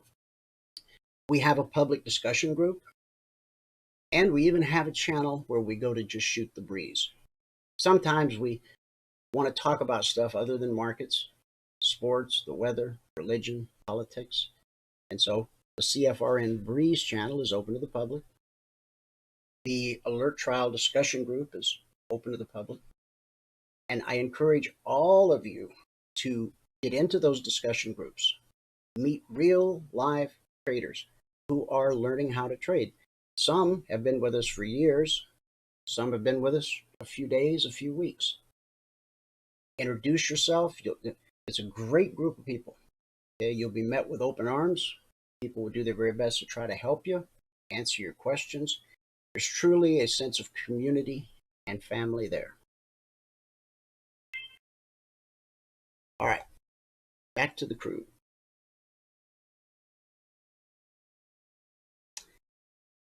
In fact, we're done with crude. Let's go to gold. There's the gold. Okay, so the CTA number last night for gold was to be long 1751.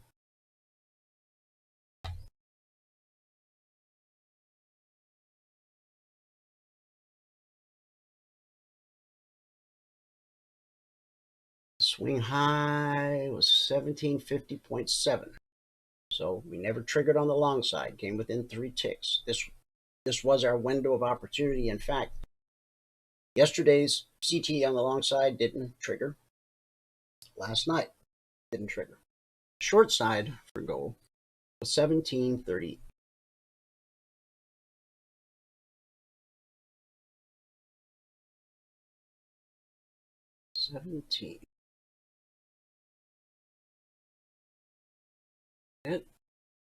That's it. 1730.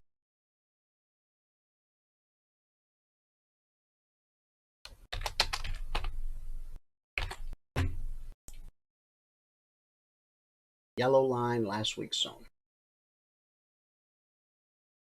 This week, 1731, 44, 54, those are all current weekly zones, the yellow one previous week. So, short 1738, we dropped to, call it 34, so that's a $400 per contract move. Then price got back above the trigger right here. This was a red candle all the way down, and buyers came in and ran it back up, put us back above the trigger. So on the second trigger, we dropped to 17, almost 32. So $500 per contract traded. And then the high of this candle was 1740. So this candle, it's kind of hid right there behind, right there, it's peeking out at the top. The high of that candle was 1740.7. Yep. And so then we trigger a third time. And on the third trigger, we drop to 1734 again. So another $400 per contract traded. Then we got back above the trigger one more time. So far, we've dropped to 1735. That's $300 per contract traded. So 1, 2, 3, 4 triggers, 1 alert. No trigger on the long side. Last but not least is silver. Silver's been doing this sideways thing for a while. I mean, we got to move down and then this, and then back up in this. We're still just kind of hovering around that $25 mark. Now, I had said earlier in the year that I thought by March we'd be at $50 silver. I was wrong. Okay? Not ashamed to admit that I missed it. That's the truth about trading. Anytime you go stumble across a place where they're never wrong, where they always get it right, where they always knock it out of the park, be cautious, okay? Because the truth about trading is you will get stopped out. No matter how fine your analysis, because the market is going to do something other than the next logical thing 20% of the time. And we have the data to back that up. 7,000 plus trades over 141 weeks. The market, there's just no way it's not going to do this. And then it doesn't. 20% of the time, on average. Okay, on silver, the CTA. On silver, the CTA was to be long 25.57.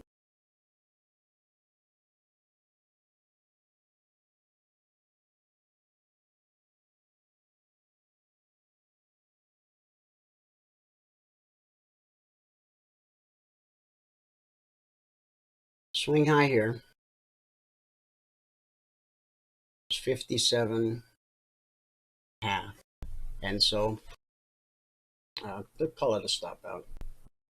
This is really the Iron Curtain scenario. Price just getting turned away at the important price, important area. Now, something I said earlier, and I try to say every day, once you understand the methodology and the strategy, you don't have to wait to get to 25.57 to trigger in long. Because the market opened here. Okay, we had a little pullback, leg, retracement, leg. Here we got a nice retracement to the BBC. And we had an up close. You could have entered on the open of the next candle, which was 25.43, or you might have said, you know what? Let the market prove itself. Let's get above red and falling. So maybe you decided to enter, above red and falling here at maybe 25.47. From 25.47 to the trigger at 25.57, that's 10 cents, 10 pennies. 2 pennies is $100. So getting in here, by the time you got to the trigger, it turned out to be an Iron Curtain, you had a $500 per contract move. That's what I mean about as you learn to understand the methodology and the strategy. Just over here is another great example. We had a bullish cross. We had a leg, price pulled away. Price pulled back to physically touch. And then we start to move higher. Okay? So the trigger was here. But if you understand how price flows, right, you could have gotten in here or here or here. Or you can wait for the published trigger. But oftentimes you can, by understanding the flow, leg, retrace, leg. I mean, this was a huge leg. This thing went from, we'll call it $25, $25.50. That right there is a $2,500 per contract move. The silver is very volatile. Margins are high. I have to say, exercise extreme caution. I look at silver really more as an investment. Again, I thought we would have $50 silver by the end of March. Here it is April, and we don't. Do I still think silver has a $50 future? I do. Very much so. I know that gold and silver have seemed to have fallen on some hard times of late, but There is a limited supply. When God created the heavens and the earth, he only made so much gold and so much silver, and he sealed it up in the belly of the earth. Now, there is talk of mining asteroids at some point in the future. And there's the possibility of finding precious metals. Even if they discover it, even if they find it, even if they can do it, can it ever be made cost effective? I don't know. But long term, I remain bullish on gold and silver, even though it failed to meet my expectations so far this year. I think silver, anywhere below $25, is a bargain as an investment, but you should check with a licensed investment professional before making any investment decision. Someone like a Bert Schlichter, who you can reach at 866-928-3310. 866-928-3310. Bert's a straight shooter. He won't hit you with a sales pitch, and he won't pull your leg. But he will take a personal interest in you and your success, and he will do anything he can to help you succeed in the markets. He'll spend time with you. He'll hang out with you in the live training room as he has time. Obviously, he has lots of clients, and so he can't devote his entire career just to you. But most places, you don't even get to talk to the broker. You might get to talk to an administrative assistant who maybe has never placed a trade in their life. Then you might get an answer a day later, via email or something. It's really difficult. We're very, let me just say, we're very spoiled to have someone like a Bert Schlichter as a part of the CFRN family. Now, Daniels Trading is a completely separate company from CFRN. Christian Financial Radio Network has been around since 2005, helping folks learn how to trade E-mini futures. Daniels Trading is a brokerage firm, okay? And Bert works for Daniels. He does not work for us. He works with us. I know so many traders who would have never succeeded in this business had it not been for the help they got from Bert Schlichter. So Bert, this bell's for you. Okay. The short side on silver is 25.14 CTA, and we never made it.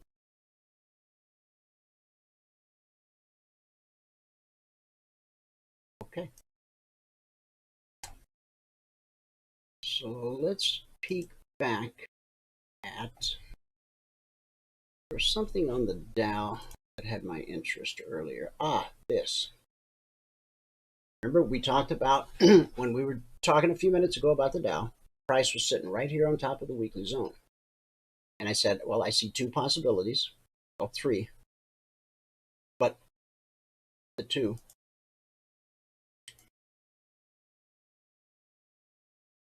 The first scenario was that price finds support at the weekly zone. Buyers push it up over the step line, over blue and climbing, over the high of the day, and then wide open spaces up to the next zone overhead. I said, if the weekly zone does not hold as support, then the next place we would expect to find support would be at the BBC. And the low of this candle, 33,678. Daily BB, or the 30-minute BBC is at 33,678. So we're above the BBC. Do we have a window of opportunity? We do. Now, not crazy about it, because that green candle just turned red real fast. So what I want to see is, I want to see this thing really firm up. currently, from the high of this candle, which is 713, to the step line at 34, that's exactly 20 points. And we've got to have a minimum 20-point window of opportunity to create an alert. Now, the third scenario was that, if number one, zone didn't hold and the BBC didn't hold, we could trade back down to this zone. Now, we've got one spot.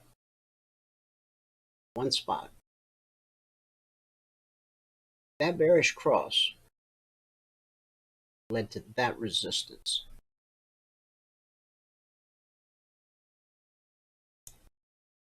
Could it become support?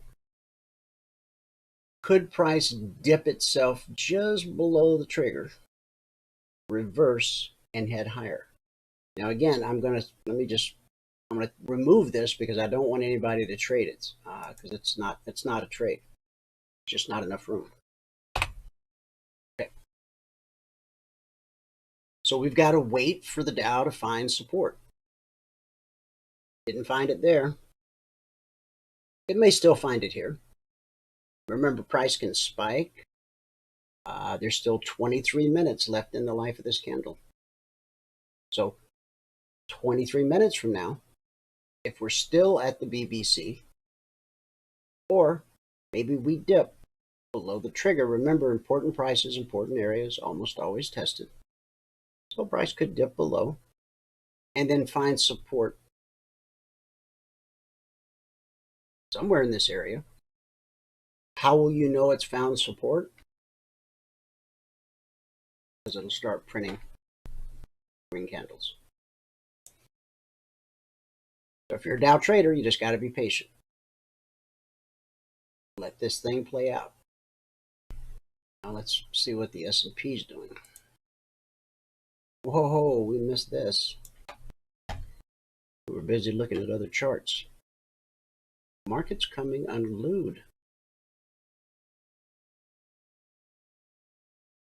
Huh. Could we end up with a bearish engulfing candle today?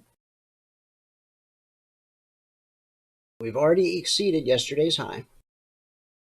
Yesterday's low was 41.01 and a quarter. And you can't see it because of the step line. Right about there.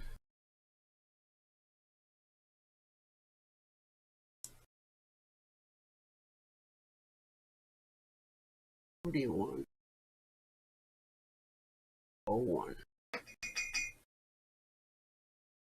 Okay. Price continues down and gets to this area. Then we're going to have a higher high and a lower low than yesterday. Now, that's what's called an outside day, if that happens. But because of this context, it has another name called a bearish engulfing candle. And it was a bearish engulfing candle here. This was President's Day. Wall Street was closed. We put in a new all-time historic closing high. Day after President's Day, we had a bearish engulfing candle that led to this retracement. And then we had a bearish engulfing candle here that led to this retracement. And we could be headed for another bearish engulfing candle. And if we get one, then what happened off this one? We went back to the BBC, bounced to red and falling resistance, back to support, back to resistance, back to support. Okay. Now, on this bearish engulfing, it took 1, 2, 3, 4 sessions to get back to the BBC. This bearish engulfing, it only took 1 session to get back to the BBC. We're way above, that's a technical term, way above. We're way above the daily BBC. So lots of room to drop. Potential support here. And 3 reasons for support here. Daily BBC, 38% fib retracement, 24% Fibonacci price extension. So that's the big picture. So now let's go back here and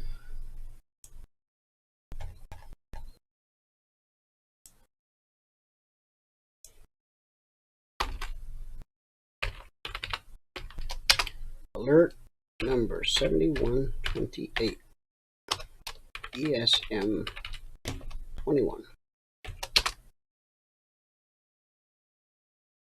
Consider being short 41.15. Initial target 41.13. Potential support 41.12.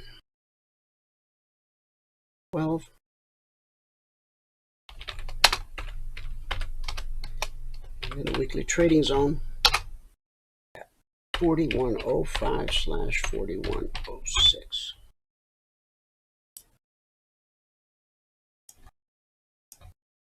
Okay.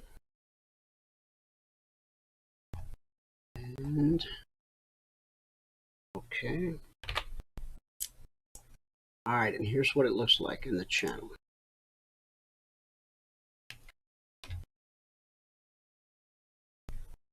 S&P swing lows 41.16. You want to get short at 41.15. Initial target 41.13. Potential support at 41.12. The final trade 2 target. Every alert has a final trade 2 target. On a long trade, it's the zone above. Short, zone below. 4105/06. I don't know what kicked this market in the pants. Is it something the Fed said? I see breaking news. Fed prices accelerated slightly. Let me go to one of my news feeds. See what might be driving this market. Oh, Coinbase drops below debut price after hitting public market at $100 billion valuation. Wow. Let's see if we can chart it on Coinbase. Not on Coinbase, but on... let's go here. The symbol is coin.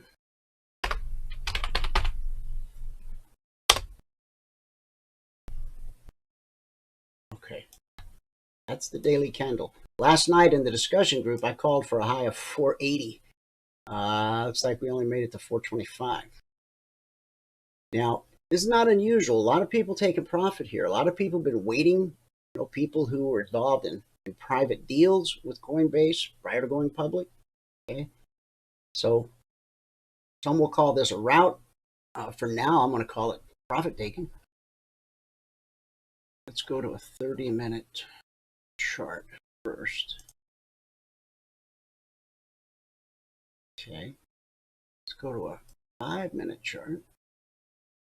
This is what's hitting the market. This is why we're seeing prices. Okay. Now, the original thought was that, or the agreed upon price was $250. Coinbase is supposed to go public at $250 a share. We opened at 381. Supposed to open at 250. We opened at 381. We put in a high at 429. A lot of people taking profit. Okay.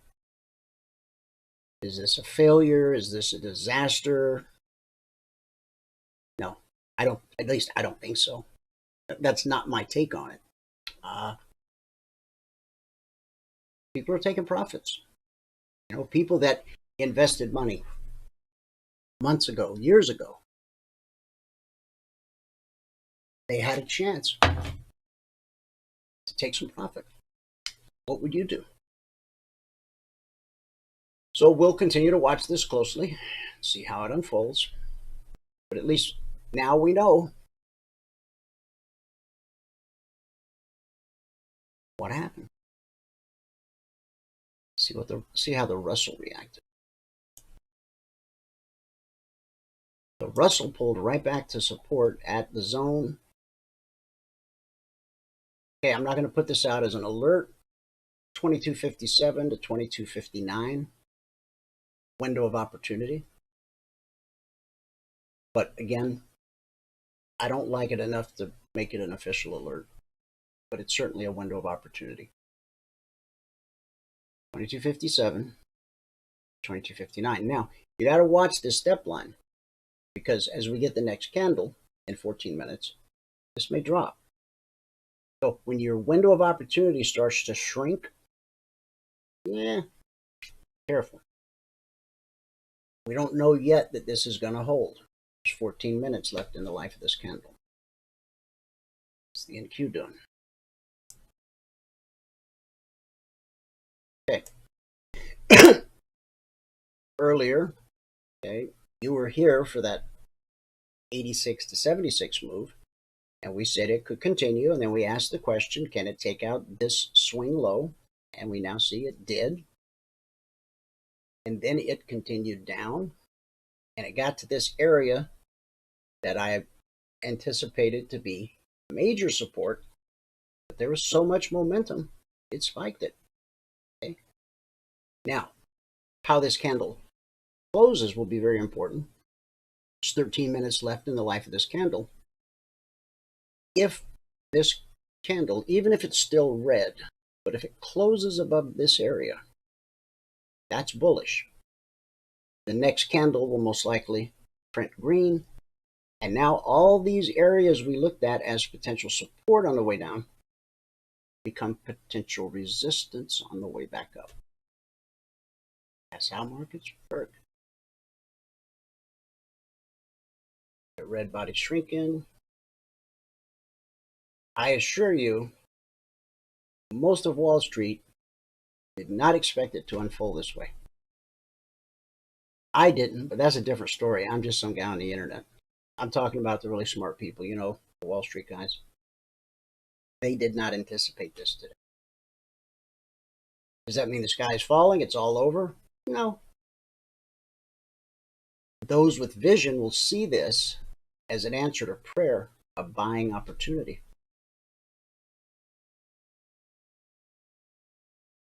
My only concern with Coinbase would be if it traded below 250. That wouldn't mean it's the end of the world. But again, the agreed upon price to go public was 250, but it opened at 380. You should think back to the days of Netscape. I know some of you aren't old enough to remember Netscape. The internet in the early 90s, most people didn't know what it was. Kind of like cryptocurrency and Bitcoin, you know. A lot of people are still just, what? Yeah, I've heard of it, but nobody, you know, the internet was like that in the early 90s. And along came a little company called Netscape.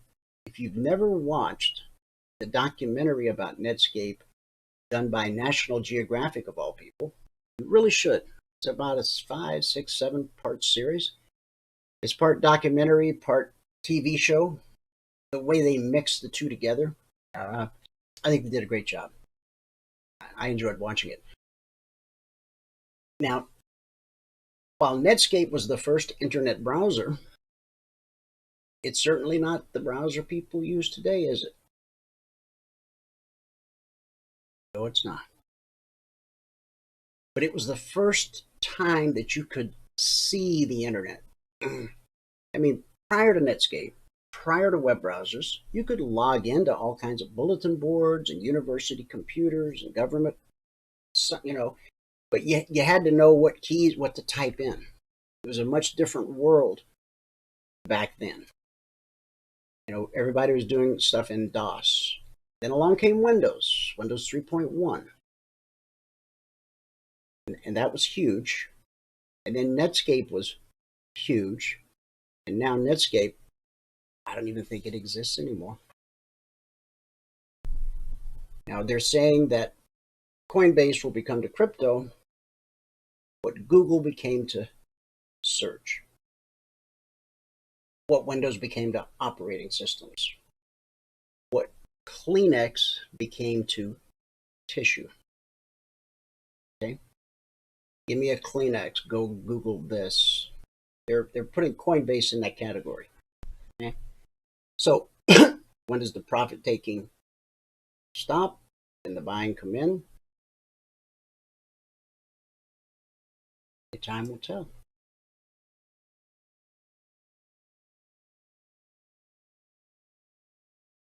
Yeah, can't even draw a good trend line yet. It's so early. Let's drop to a 1.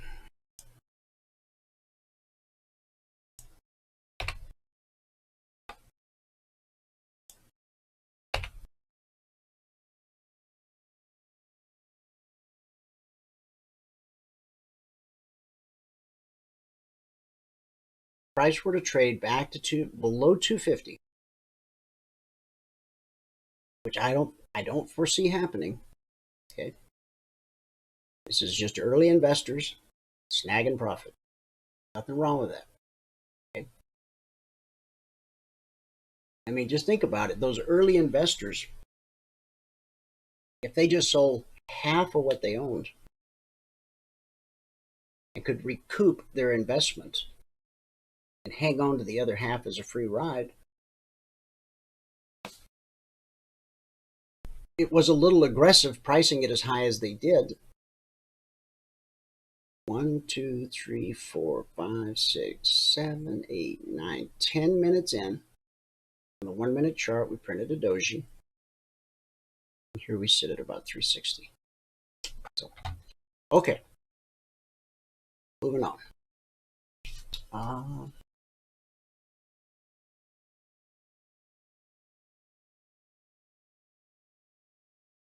There's the NQ, catching that bounce.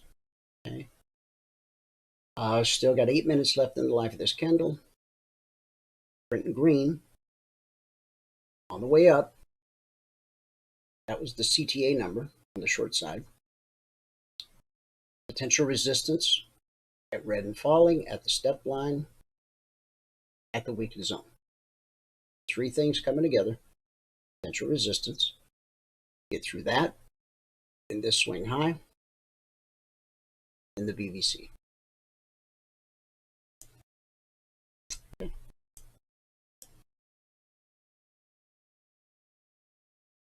ES attempting to recover. Dow attempting to recover. Okie doke. Time now for our good word for the day. Yesterday we talked about turning your loss into gain. We'll talk about that again today. Matthew 3:8. Prove by the way you live that you have repented of your sins and turned to God. When Israel's leaders turned to Jephthah for help, they were in distress and wanted to use him.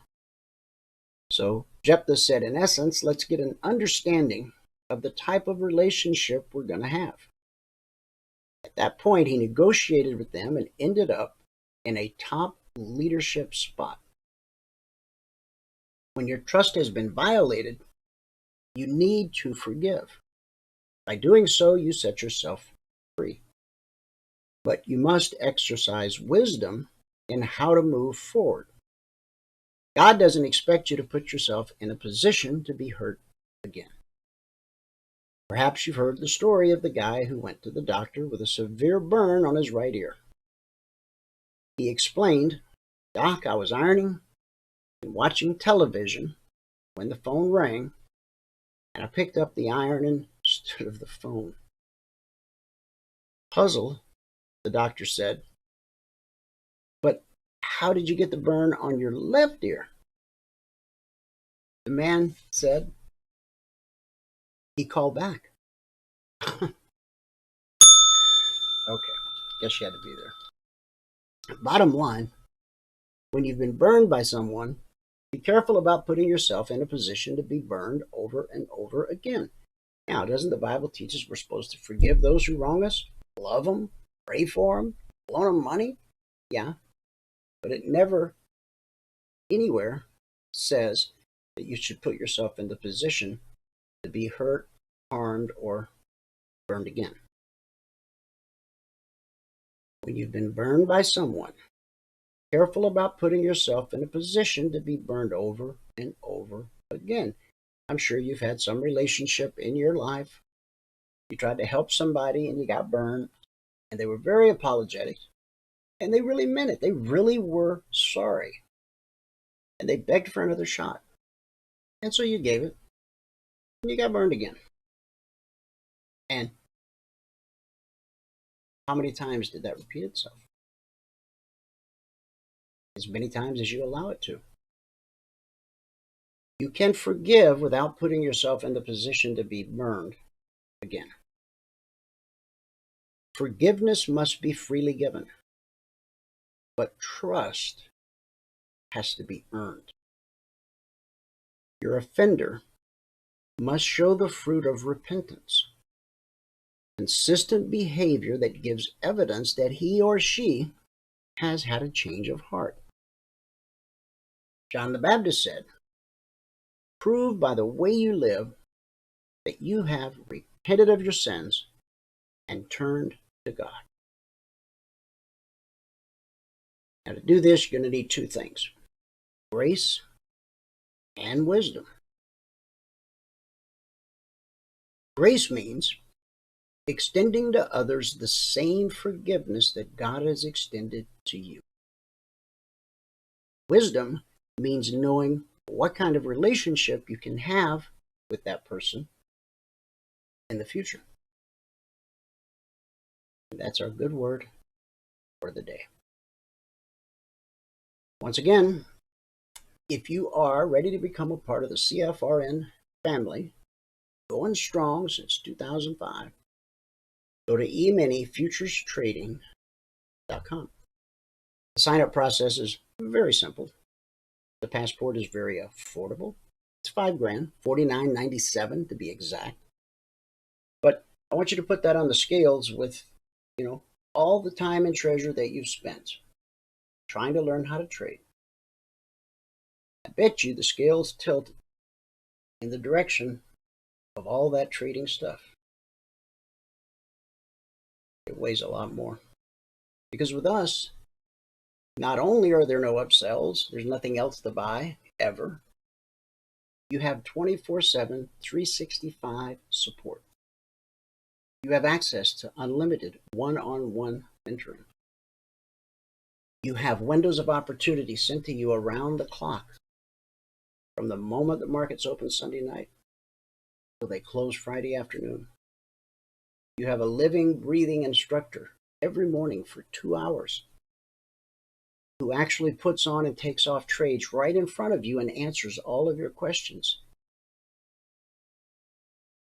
It is an interactive learning experience. It's not like, well, if I watch enough videos on YouTube, I'll learn how to trade. No, you won't. The only way you'll ever learn how to trade is by trading.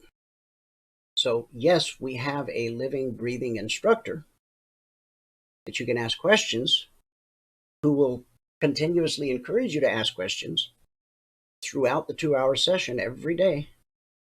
And you've got lifetime access to that. I don't know anybody else that offers that. When Michael and I dreamed up CFRN back in the day when we were struggling, trying to find our own bearing, we said someday we would create a place where people could come, a safe harbor, if you will, be treated with dignity and respect, and actually learn how to trade. Not just be victimized by some new clever sales pitch or some indicator that, works some of the time it doesn't. The only thing that works all the time is the market. The market's always right. That's why we built our methodology to mirror the market. Not to outthink it, outfox it, outrun it. No, to mirror it. The market's climbing. Our strategy and indicators are going to help you find opportunities to go long. The market itself is declining. Our indicators and strategy are going to help you find opportunities, high probability, low risk opportunities to get short. So if you're sick and tired of being sick and tired, want to become a part of the family, meet all of our traders in the discussion group, build relationships and friendships, actually do something different, we'd love to have you. Just go to eminifuturestrading.com. You signed up. Shoot Valerie an email at support@cfrn.net. Hey, Valerie, I just got signed up. She will get you all the information you need to get started. Now, she's going to send you several emails after you sign up. I suggest that in your email client, create a folder called CFRN. You know how you got the inbox, the outbox, the sent box?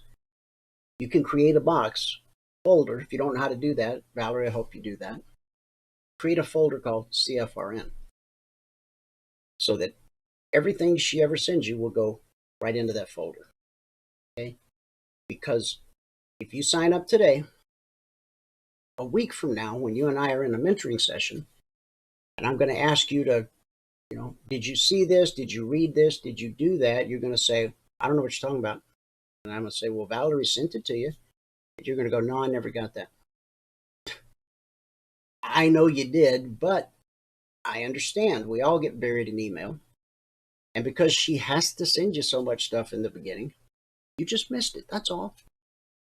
You might have even, read half of the email, but maybe you didn't get all the way through it. And there were important links at the bottom.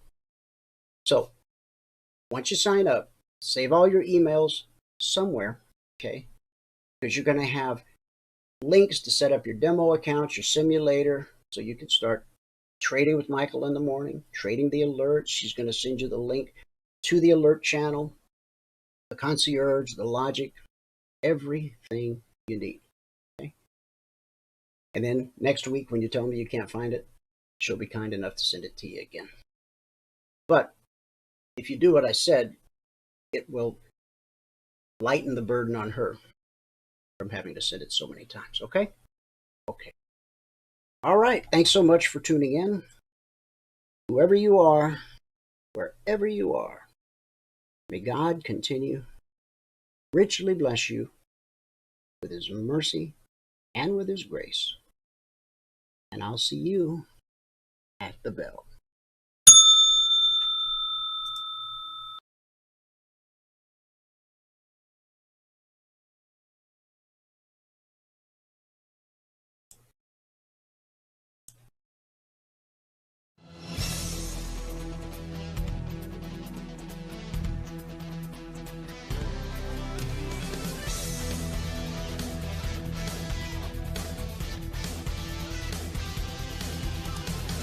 Remember this, there is no greater return on investment than to see a human life changed and given hope. As always, pray hard and trade safe. Any financial information discussed on this show is simply the opinion of our host, Dwayne Reeves, his co-hosts, and guests. To learn more about trading E-mini futures or to take a 1-week free trial in our live trading room, call 1-866-928-3310. 866-928-3310. Information discussed on this radio program should not be construed as a recommendation to buy or sell any security. Always do your own due diligence and consult with a licensed securities broker or financial planner before making any investment decision.